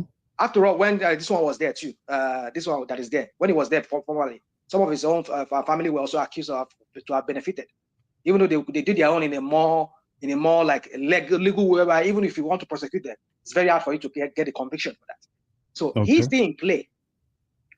We don't know the level of access he has sold to his father. No, those are, you said you don't know. He being publicly seen with his father is sending a message to potential people that wants to come to Nigeria and do whatever business or whatever crap they want to come and do in Nigeria. Hey, look at it. I have access to my father. Come and see. Okay. Now, I'm his right-hand man. Why should you allow that? Wait, no. I have access to my father.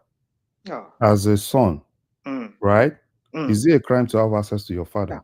You see, no. See, I don't know how to explain this. No. Because but when you were, it seemed to me. Okay, go on, please. Let me talk. Let me talk. Go on. Because I saw when you were talking, the guy has done this. I see, and what did I say? I was listening to you, and I kept asking myself, what exactly has this guy done wrong? Part of the thing that you just said is, he's showing to people that he has access to his father. Okay. Which for me, I think is good to have access to your father. Oh, okay. Yeah, yes, it's good, right? It's good. I don't. Okay. You see, the problem is this: we have this thing in our head, right? That probably if you're in a position, that bond you have as a family with your normal nuclear family, that bond should be taken away. And when his father was not in play, how many times did you see him in public with his father? When his father was not in play, when his father was just an ordinary citizen. That means you've not been following him. No, come on, don't give me that. I'm not following him. Okay, wait. Let me ask you a question. Have you really been following the Tinubu family before this time?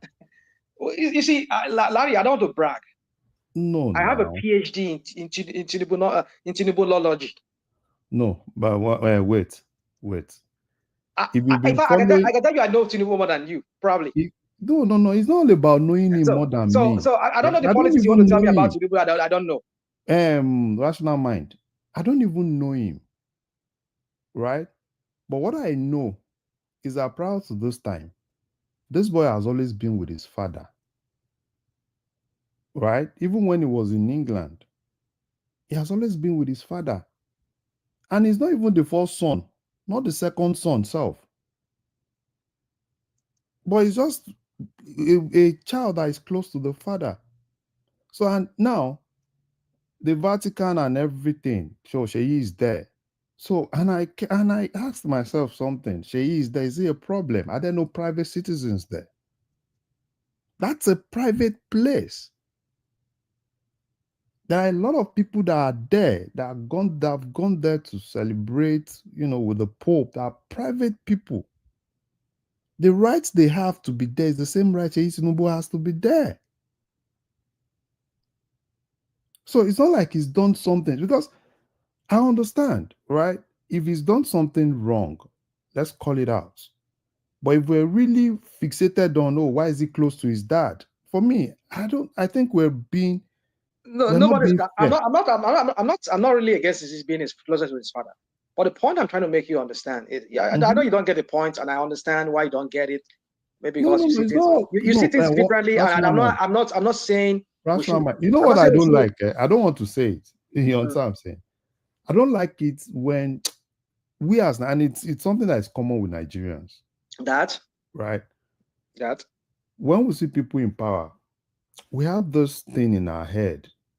I don't know. Probably it's because we don't like some of them, and we think, it's enemy of progress. You don't like progress. It should just be I don't want to even call it enemy of progress. I think it's more of Nigerian, right? No, this is not a Nigerian thing. They attack. I just give an example of what is here too. What I detest about the foreign guy here. They kind of like attack people unnecessarily. No, there's nothing to attack here. Why is he staying with his? Why is the son like this?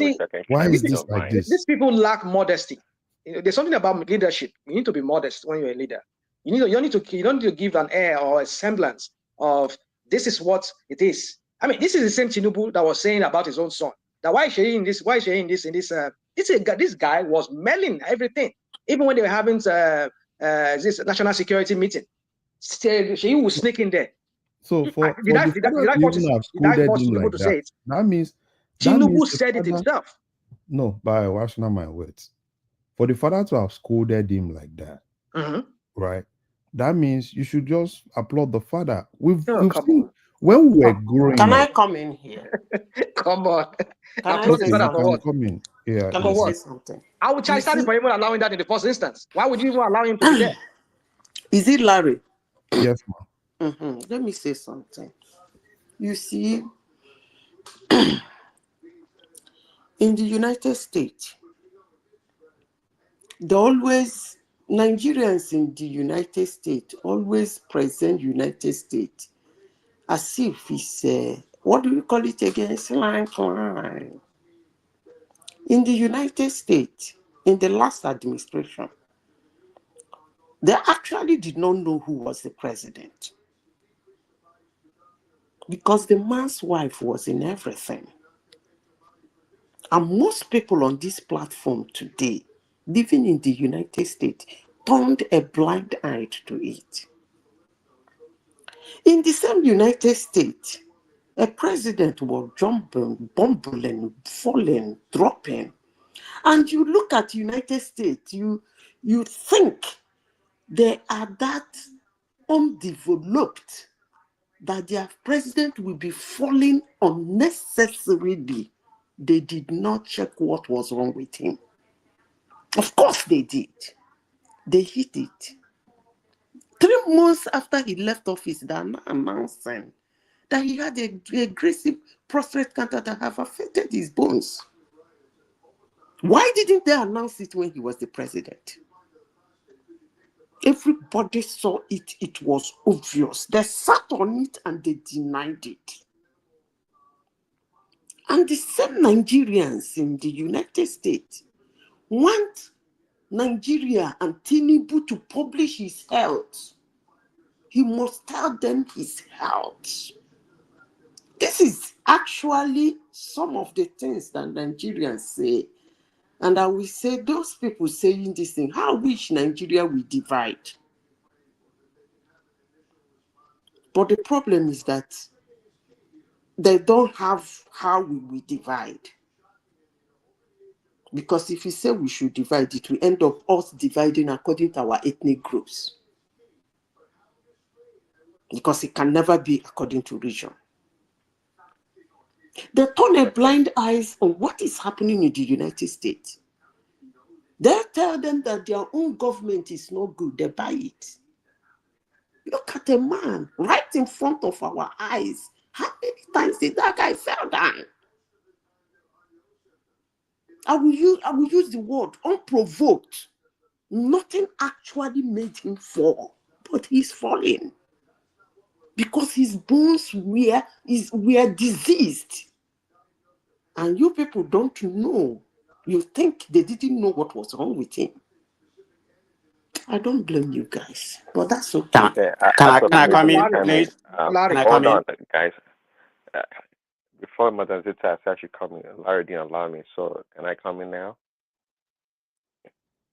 Please go No, ahead. you can go, sir.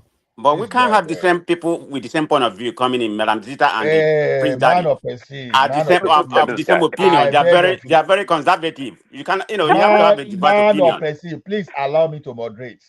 Allow me to moderate, please. Prince Well, do Daddy, it properly, please. Why?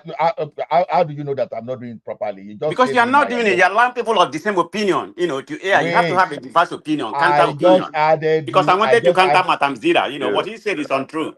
Wait, man of Percy, I Hello, just please, added let him you. counter me. Hold on. No. AI, Hold on, let him counter me. No, Please. I won't accept that. It's just joy No, and someone. I'm I giving said, him opportunity to Madam interject me, AI, please. please permit me to moderate. Someone just joined now, and someone that had been here for almost 1 hour, I asked the person to go ahead, and he's saying I should moderate properly.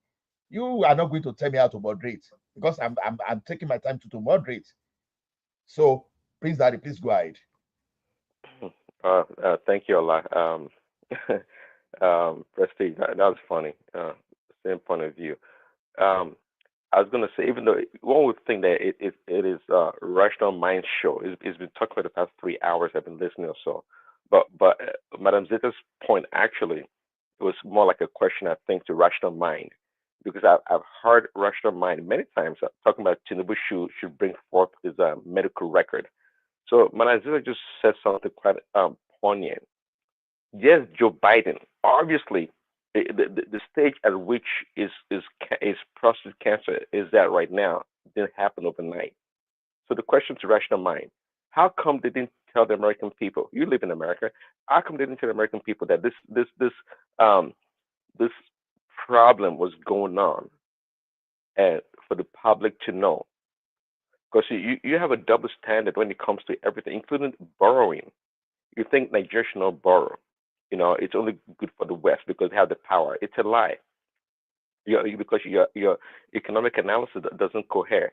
But again, if you don't mind, just take 10 seconds because I don't take too much time. Answer Madam Zita's question. Why did they not say something about Biden's stage 4 prostate cancer? Prestige, I know maybe you wanted to comment. Just allow me. I know maybe I want to speak. Maybe I might speak your mind too. I know this Agbado and Maga, they are all the same, one and the same. No, you can now take his question along now. That's what I'm saying. I'm trying to like answer that question. So, Dr. Ola, please, if you don't mind. Man of President Agbado, the America again. Well, they are all the same. Agbado, the Magas, they are all the same. We know them when they speak. They lack brain cells, so it's okay. I'm just tongue the kick. My point is that, you see, 3 months after, right? After I left there, we didn't hear of anything. First month, we didn't hear of any prostate issue or whatever. The numerous times that he fell, at least the 2 times that we saw in public that he fell, besides the one that they said he fell in secret, we do know of that. At least the one we know of. He fell 4 times. Okay, the one I know of is 2 times. He was going on the stair on Air Force One. He slept several times. One more thing you need to understand is that anybody can sleep like that. You should know that. He probably had been a frail-looking old man. That could be another reason why he's falling like that while he was going the stairs of Air Force One. That is understandable. He was riding a bike. Anybody can fall. I've fallen on a bike, even as even younger as I am. Even okay, you're wasting time. Maybe Prestige should go ahead. Don't interject. No, you're wasting time. Prestige should just go ahead. Answer the question. Why did he say the public? Hold on, please. You counting how many times he fell. Nobody wants to listen to that. You're wasting time. Prestige, go ahead. I'm not wasting time. You asked me a question. You see, you don't want me to answer your question because you're asking the question. You want me to give the answer you want, and I'm not going to give you the answer you want. I'll give you what is the fact. What I see as the fact. So now he left office. First month we didn't hear of anything. Second month, he didn't hear of anything. Third month, we're hearing that he has prostate. Anything can happen. You can be healthy today. You walk into an office, into the doctor's office. They might declare you healthy. Like this one that is there now, they declared him healthy. They say everything about this, but we can see he's morbidly obese, but still they tell us he's healthy. Well, we want to take it by the face value. Where Biden was there too. He did this also. He's doing his physical too. He said they declared him healthy. Maybe they hid some things from us. We don't know of that. Just the same way they hid that. Maybe they hid about this guy. That's why he's morbidly obese, as you can see. So the point I'm trying is, let's not go this what about we always like to do here to compare Tinubu. How many do we know about Tinubu? What did we know about Tinubu? We will discuss it too. Yeah, so you see this topic, I'm very much interested. Tinubu never released nothing. Not even one medical thing was said about Tinubu's issue. No. But at least that of Biden we know. But that of That's not right. So what did you know about his health? Yeah. What was said? We knew before Tinubu what did they tell you about his health? What did Nigerian doctor say about Tinubu? Rational mind. I'm asking you, what did they tell you about his health while he was in the office? Whose health? I mean Biden. What did they tell you about his health? They said he was fit for office. Okay. He was fit, and he fall uncontrollably. You think Americans are idiots? They wouldn't try to find out why a man cannot use. He was riding a bike properly. He fell. Anybody can fall riding a bike. No. What about the one he turned and fell? It's a frail-looking old man. Are you saying that cancer just happened 3 months ago? Hold on, rational mind. Or last rational mind. We know about Tinubu knee operation, okay? So that is true. Who told you how to do the operation? Did he tell you that? So if you don't know, you don't know. No. Did he tell you that the any doctor declared him in Nigeria that yes, he had a rational mind? Did Biden just have cancer overnight? Is that what you're telling us? Say what? Did Biden just have cancer overnight? He just had cancer overnight. It's possible. That's what I say. I give you an analogy. And they really? I told you that you can walk into a doctor's office and they will do a physical for you. I'm happy you are defending it. They will say you're okay. You go back in 2 months time and say you have defending that thing for Biden, right? I love the way you are disgracing. It's just like you just like to disgrace the whole American. There's nothing to disgrace. My point is this. At least, That I mean, level of they cancer. publish. If America Rashomai, is it's going to stage be 4. taking They it from the publish. president, I don't want to sound like 3 months, all these ah, Agado people here that no, like to talk about. that's a disgrace to America health system. Oh. That's what. What is disgrace? That's what. Of course, You rather now. say the truth and don't embarrass Let me hear America, Larry Rational now. Mind. Can I come in now? You're fraudulent. Rational mind. I think I kind of agree with you partially tonight. Adewale, hold on, Of course. What do we expect? No, What do you honestly, expect? I was as you were guys, speaking. everybody hold on, because Dewale Noves, rational man of prestige, is on the queue, so you can come after him. Thank you. Thank you, Ola. Also, the reason why I agree with you partially is the fact that No, Adewale, hold on now. Sorry, Adewale, hold on.